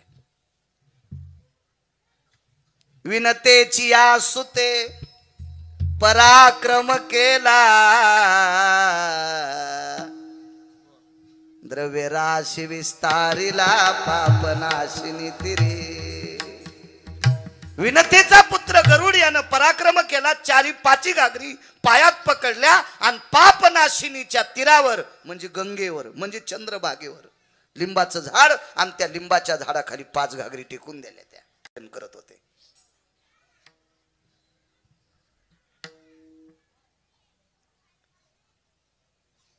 चोखोबाराय अंत्यविधी करून आले. सोयराबाई सोबत होते अंत्यविधीला. फक्त कोणाच्या अंत्यविधीला गेलते ते तुम्ही घरी गेल्यावर पहा. अंत्यविधी आटपला, दोघांचे स्नान झाले चंद्रभागेच्या तीरात. आणि चंद्रभागेमध्ये स्नान आटपल्याच्या नंतर चोखोबाराय म्हणतात, सोयरा तू आता कालवण भाकरी घेऊन ये. पूर्वीच्या काळात भाजीला कालवण म्हणत होते. तू कालवण भाकरी घेऊन ये, मी तोपर्यंत भजन करायला जातो. तर सोयराबाईनं चंद्रभागेच्या पात्रातून सांगितलं, आज लिंबाखाली घाण आहे,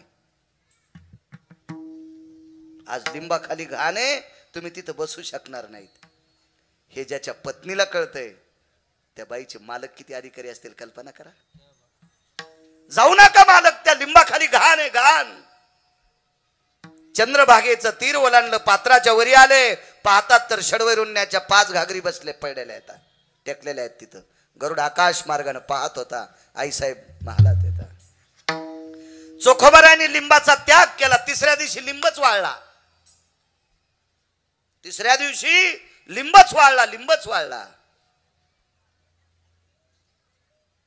भगवान म्हणतात, लक्ष्मी चोखोबाऱ्याला श्रीमंत केलंस. हो, ते जिथं भजन करते तिथं मी 5 घागरी नेऊन ठेवल्यात. त्याच्यातली एक घागर इकली की 9-10 जिल्हे घेता येते विकत. तुला माहिती आहे चोखोबाऱ्याने घागरी घेतल्या का म्हणून? नाही, गरुड निरोप घेऊन येईल. बोलव ना गरुडाला. तिसरा दिवस आहे. गरुडा, आवाज दिल्याबरोबर गरुड वापस आले. बिना पाण्याचं ना 3 दिवस आकाशातच. मालकीनीने सांगितलं, बघ नाही तर गिरगावचा बाळू घागर नेईन. नाही, आमच्यावर घेतल्यावर लय खसखस पिकली. तुम्ही लय तुकाराम महाराजात चुलते आहेत का? तुम्हाला गाव झाल्यावर तुम्ही नसती घेतली का? हो ना, आपल्यावर घेतलं की अशी खसखस पिकत यायची उगी. म्हणून गरुड आकाशात आहे. द्रव्य सत्पात्री दिलं पाहिजे. सर्वाभूती द्यावे आणि द्रव्य पात्र पैसे कोणाला द्यायचे नाही. एक जणानं कपडे वारकऱ्याचे होते, वारकरी नाही, कपडे महाराजाचे होते. म्हणजे महाराज कोणते बी असू शकते, पण वारकरी कोणी नसू शकते. हे लक्षात ठेवा. महाराज कोणते असू शकते, महाराज कोण्या बी देवाचे असू शकते, पण वारकरी कोणाचे बी नसते. इतकं लक्षात ठेवा. मग महाराजाचे कपडे घातल्यामुळे एक जणानं 100 दिले आणि त्यानं 69 रुपयाची पेली आणि घरी जाऊन पप्याची माय मारली. पाप कोणाला? 100 रुपये देणाऱ्याला. म्हणून द्रव्य पात्र विचार. द्रव्यानी कन्या येथे कुळकर्म शोधन्या, येथे कुळकर्म शोधन्या, येथे कुळकर्म शोधन्या.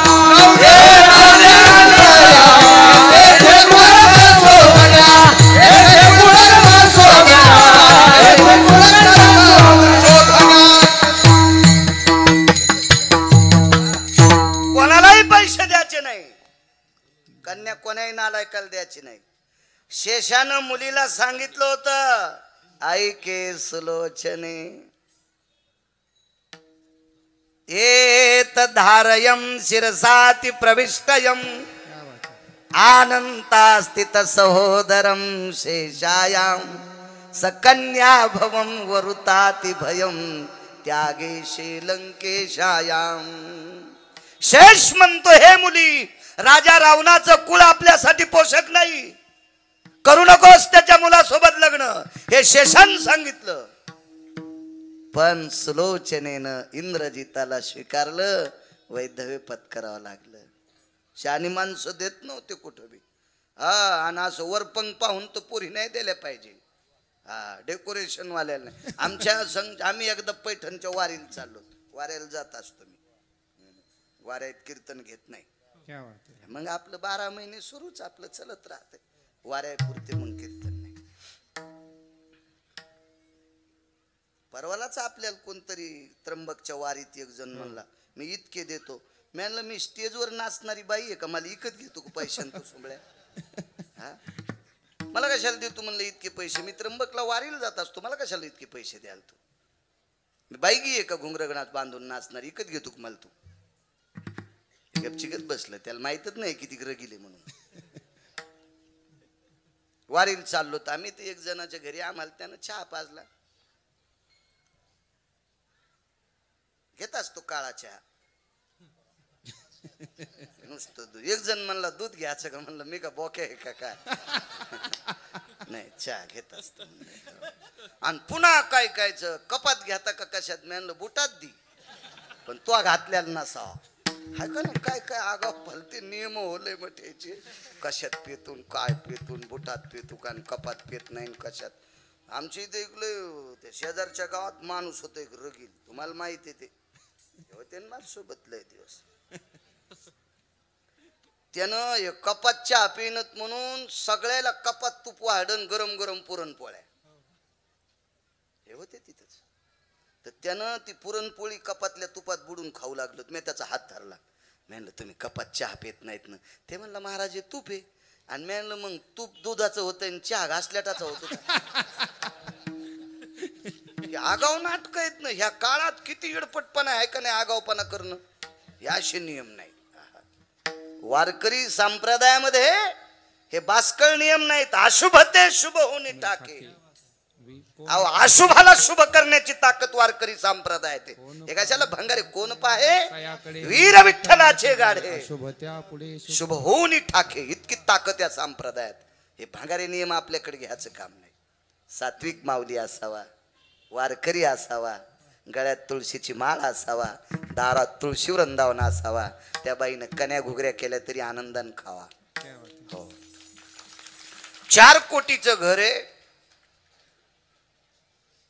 घराच्या भिंतीला पाहिल्याबरोबर सगळं पाकिस्तान दिसायले औषधाला कोणाच्या गळ्यात माळ नाही आणि बाईनं गावरान तुपातला शिरा केला पण चपला काढ्याच नाही ती म्हणली महाराज आमच्या घरात किचन मध्ये वापरायची सुद्धा चप्पल आहे 3,500 आणलेली मालकानं म्हणलं बाई अशी एखादी चप्पल आहे का महाराज घरी आल्यावर हाणायची काय करायचंय डेकोरेशन नालायकपणा काय नाही असो काय सांगू लागलो लक्ष्मणानं सांगितलं मुलीला हा द्रव्य पात्र पाहून द्यायचं कन्या कुळ पाहून द्यायची मालकाचा पुरावा आहे लक्षात घेतलं गरुडानं कोणी एखादा भंगिऱ्या घेऊन जाईल 3 दिवस गरुडा आकाशात उपाशीच गरुडा जी मालकीन बाई जी चोखोबरानं घागरी नेल्या का गरुड म्हणला आई साहेब घागरी नेण्याचं लांब सोडून द्या आपण लिंबाखाली घागरी ठुल्यात असं त्याच्या मंडळीला कळाल्या मंडळीनं चोखोबरायला सांगितलं लिंबाखाली घाणे आणि ते लिंबाखाली भजनाला न गेल्यामुळं लिंबाला दुःख झालं आणि लिंब स्वतः जळून गेला निष्पर्ण तो तरु झाला त्याला पानच राहिलं नाही त्या लिंबाला त्यावेळेला भगवान लक्ष्मी आई साहेबाला घेऊन त्या लिंबाखाली गेले चोखा लिंब म्हणून प्रसिद्ध होता आणि लिंबाच्या झाडात लक्ष्मीचं अधिष्ठान आहे पिंपळाच्या झाडात विष्णूचं अधिष्ठान आहे पिंपळ आणि लिंब एकत्रित उगला की लक्ष्मी विष्णू म्हणायचं असं पुराण सांगते पुराण शास्त्र आहे त्याच्या पाठीमागे भगवान आई साहेबाला घेऊन गेले तर लिंबाला यथा विचारली लिंब रडू लागला गरुड बाजूला उभे होते लिंबानं धाय मोकलून रडायला सुरुवात केली आणि देवाला सांगितलं प्रभू सगळं माझं आई साहेबानं गरुडानं नासून टाकलं सगळं माझं आई साहेबानं आणि गरुडानं नासून टाकलं स्वर्गातलं अमृत शुद्ध करणारा वारकरी स्वर्गातला अमृत शुद्ध करणारा वारकरी माझ्या सावलीला बसून भजन करीत होता या दोघांनी इथं घाण ठुली तेव्हापासून चोखोबराने माझा त्याग केला म्हणून मला जगायचंच नाही मग चोखोबराय ज्या लिंबाखाली बसतात तो लिंब जर इतकं त्यागाचं प्रतीक आहे तर चोखोबराय किती त्यागी असतील अहो गुरं वरून पोट भरणारा माणूस रस्ते झाडून पोट भरणारा माणूस पण नाहीच दुसऱ्याची संपत्ती स्वीकारली म्हणून मालक पहिल्या कडव्यात म्हणतात भक्त मनावे तयासी भक्त मनावे तयासी भक्त मनावे तयासी भक्त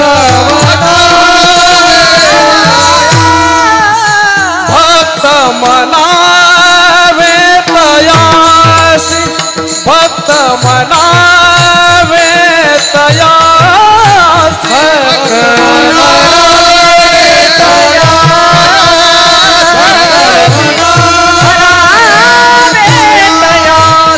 लागुते जो आशा पासी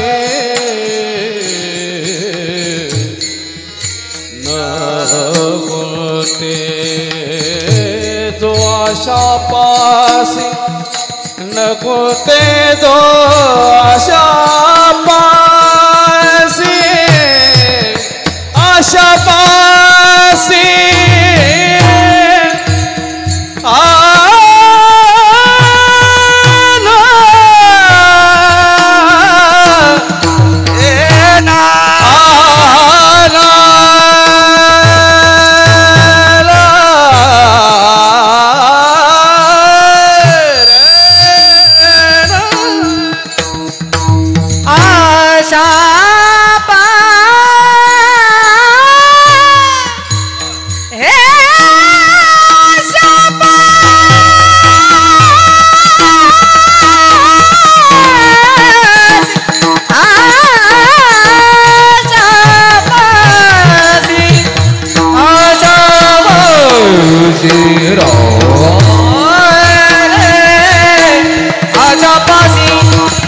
पासी आजा पासी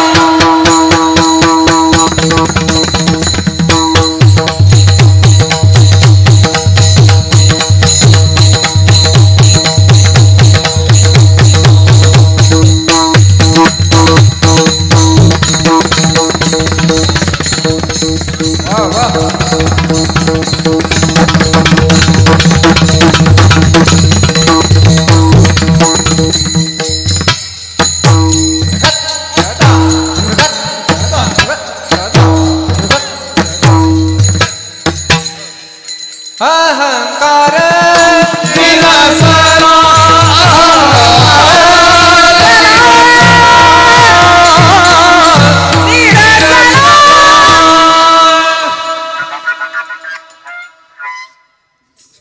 देवानं हिरे माणिक दिले असतील काय नवल नाही जगताप काका आपा 124 यज्ञ केले अमृत शुद्ध नव्हतं झालं 124 आता यज्ञ अष्टमीला करता ना तुम्ही यज्ञाची सांगता कशाने असती सांगता येईल का यज्ञाची सांगता पूर्णावतीन नाही वा वा वा विडाला विडाला विडाला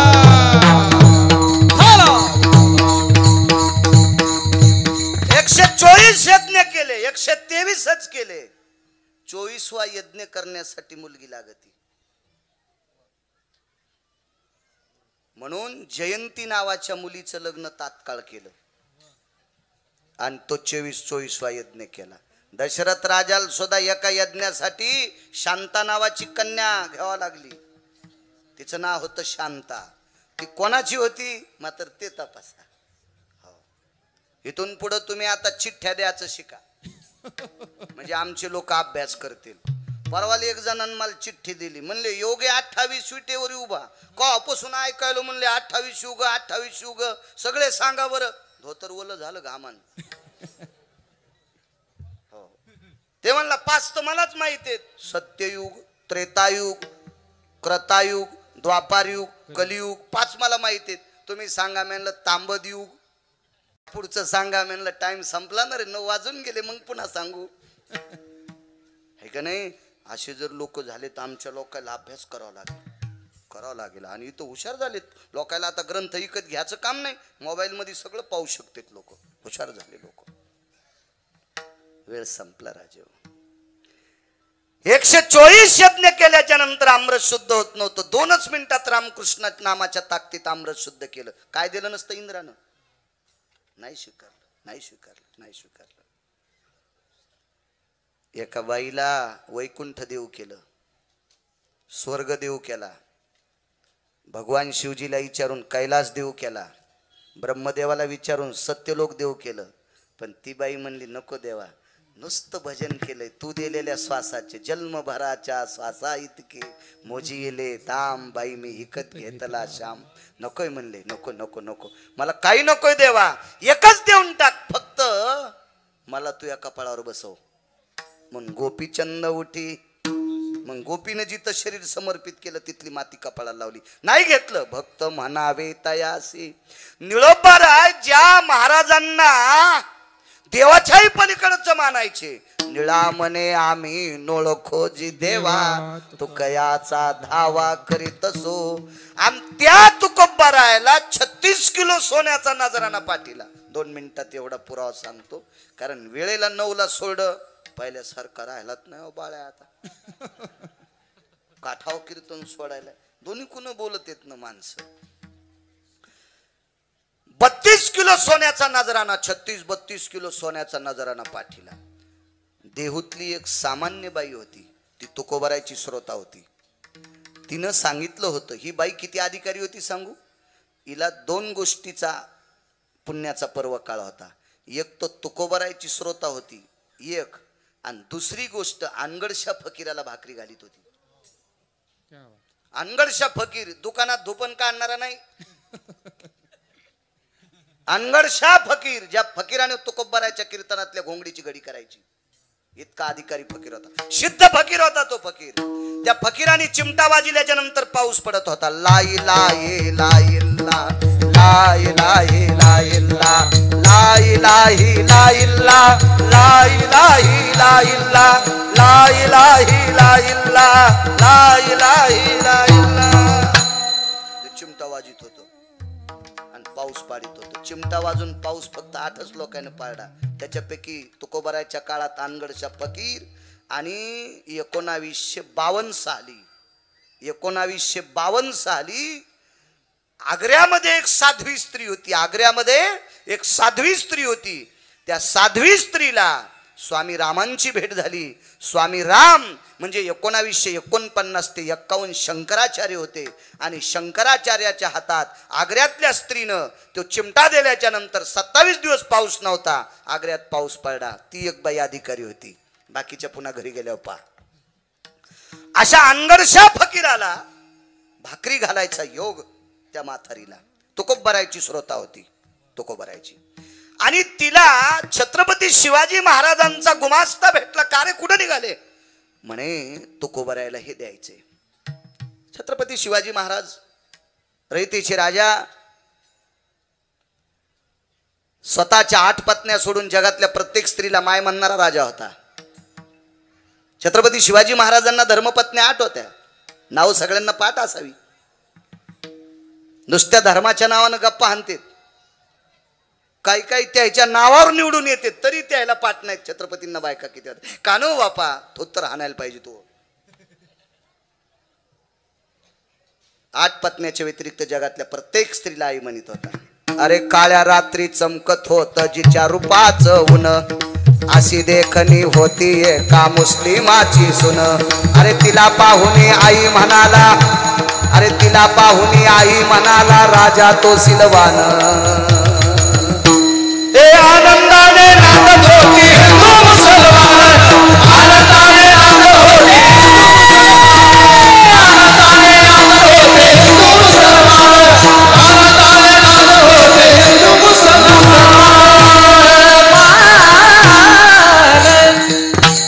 विरोधकाची सून, कल्याणच्या सुभेदाराची सून. अरे तिला पाहुणी आई म्हणाला राजा तो सिलवान. तिला सुद्धा आई म्हणून खना नारळानं वटी भरली वापस केली.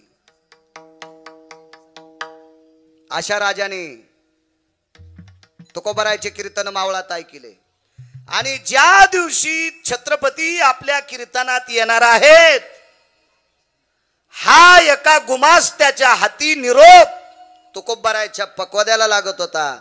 श्रीमंत श्री देहूतल्या मालकांचे मृदंगाचार्य सोनबा ठाकूर होते.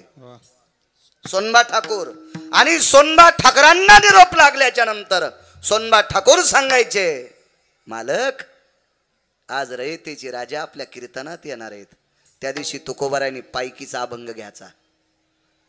ग्रामपंचायतचा सदस्य ज्याला व्हायचा त्यानं 5 अभंग पायकीचे पाठ करावा तर ग्रामपंचायतचा फॉर्म भरावा. नाही तर गाव बुडू नकोस रे तू, येड्यावानी करू नकोस. कशाला करू तू आगावपणा? आमदाराला किमान पायकीचे 51 अभंग पाठ असावा. तर त्याला पांडुरंगाच्या मंदिराचं तोंडच कोणीकडे पता नाही. मी काय कोणाला राजकारण्याला उद्देशून बोलत नाही. आपली काय पात्रता आहे ती. पण मी उपदेश सांगायला लागलो. उपदेश पायकीचे अभंग म्हणजे राजाने जनतेशी कशी सेवा करावा हे पायकीतल्या अभंगाचा संदेश आहे. मी तर वक्ते बाबांचा निर्वाळा ऐकिला, पण इथेच मला वाटतंय आपल्या कीर्तनात एके दिवशी एक महात्मा होते लहवीतकर महाराजांच्या मुखारविंदातून आपल्या शेलूला कीर्तन झालतं एकदा. त्यांनी तिथे सांगितलं होतं की तुकोबारायाच्या कीर्तनात छत्रपती शिवाजी महाराज बसल्याच्या नंतर ते पायकीचे अभंग घेत होते. त्यांना बऱ्यापैकी गाथ्यावरचा अभ्यास आहे महाराजांना. मागे भेट झाली माझी, मी प्रणाम केला, साष्टांग प्रणिपात. मोठ्या माणसांना प्रणाम केला पाहिजे, आपलं चांगलं होत असते.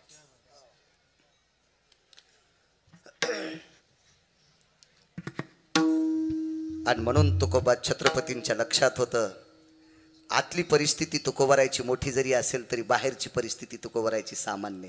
पाहुणे घराशी आजी आले ऋषिकेशी, काय करू उपचार कोप मोडके जर्जर.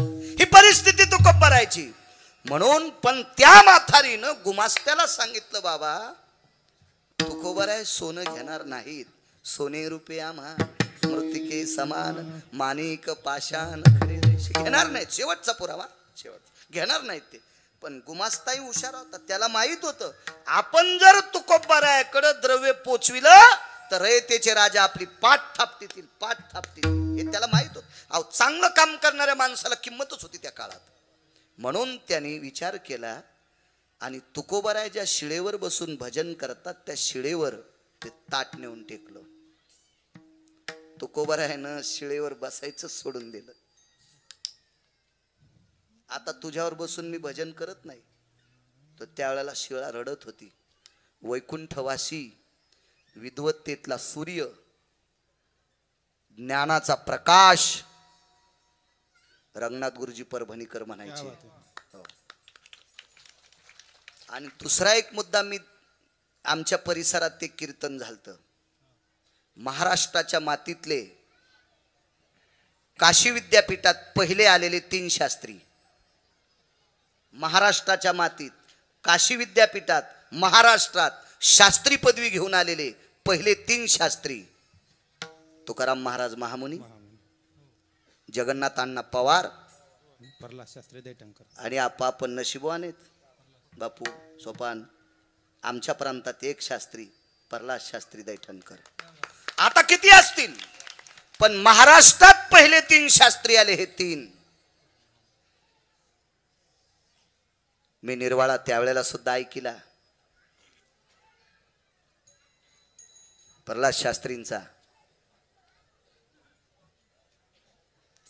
की तुकोबाराय ज्या शिळेवर भजन करत होते त्या शिळेवर ते सोनं टेकल्याच्या नंतर त्या शिळेवर बसणं तुकोबारायांनी बंद केलं. मोठ्यांचा पुरावा सांगायचा, मोठ्यांचा. भंगिऱ्याचं सांगितल्यावर लोक मग मानित नसतात. साक्षी गाफील माणसाची सांगायची नाही, मोठ्यांची सांगायची. कोर्टात सुद्धा साक्षी येडपटाची घेत असतात का? ज्याच्या गोळ्या संपल्यात ते म्हणला यायनं याला आणलंय. मग ते म्हणले ते कस काय म्हणला, ते सकाळी गोळीच घेतली नव्हती म्हणले त्याला. अशाची साक्षी नाही, साक्षी मोठ्यांची असते.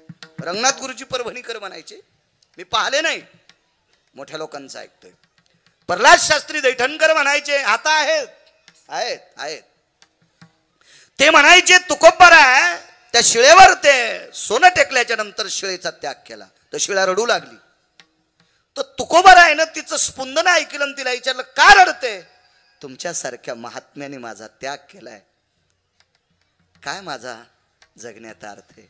तुकोबाराय म्हणतात, तू दुसऱ्याच्या धनानं बाटलीनं,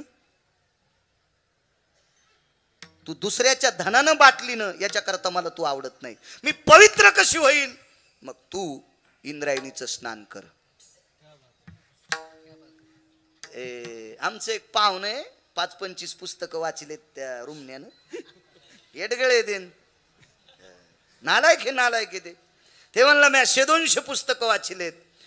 शिळा कुठं रडत असती का? मी म्हणलं तू असेच भंगिरे पुस्तकं वाचलेत, या पुस्तकाच्या बळ्याव तू फक्त पपेची माय जगी जाय. या तू या पुस्तकानं बाकीचं काय होत नाही. मागच्या आठवड्यात आपल्याला एक भेटलं, एक मला म्हणलं मी ट्रक भर पुस्तकं वाचलेत.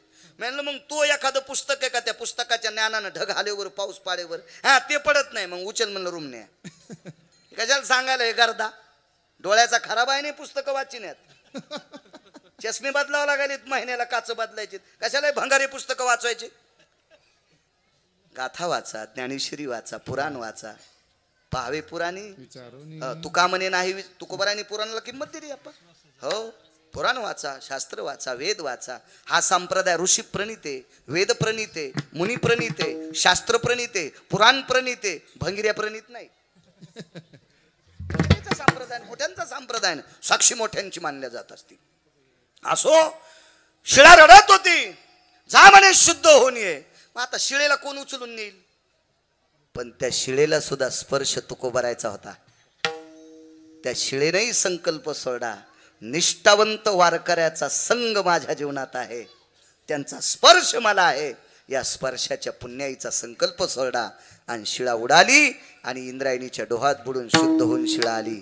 महाराज, सोन्याची परात तर स्वीकारलीच नाही, पण शिळा शुद्ध झाल्याशिवाय तिच्यावर बसले नाही, ही तुकोबारायची वागण्याची पद्धत. म्हणून भक्त म्हणावे, तयाशी नगुंते जो आशा पाशी अहंकार निरशिला. मंबाजीनं मारलं तरी पाय दाबले, अहंकार निरशिला. झोळीत शेण टाकलं योगी पावन मनाचा साहे अपराध जनाचा विश्वरागे झाले वनी संती सुखी व्हावे पाणी तुम्ही तरुणी विश्वतारा ताटी उघडा ज्ञानेश्वरा अहंकार निरशिला काय ताकद महाराज या लोकांची विढोबार कुमाई जय भोपार कुमार भोपार कुमाये मा जगदंबेचा शारदीय नवरात्र महोत्सव आहे अशा या विढोबार कुमाई जय विठोबार कुमाये विठोबार कुमाये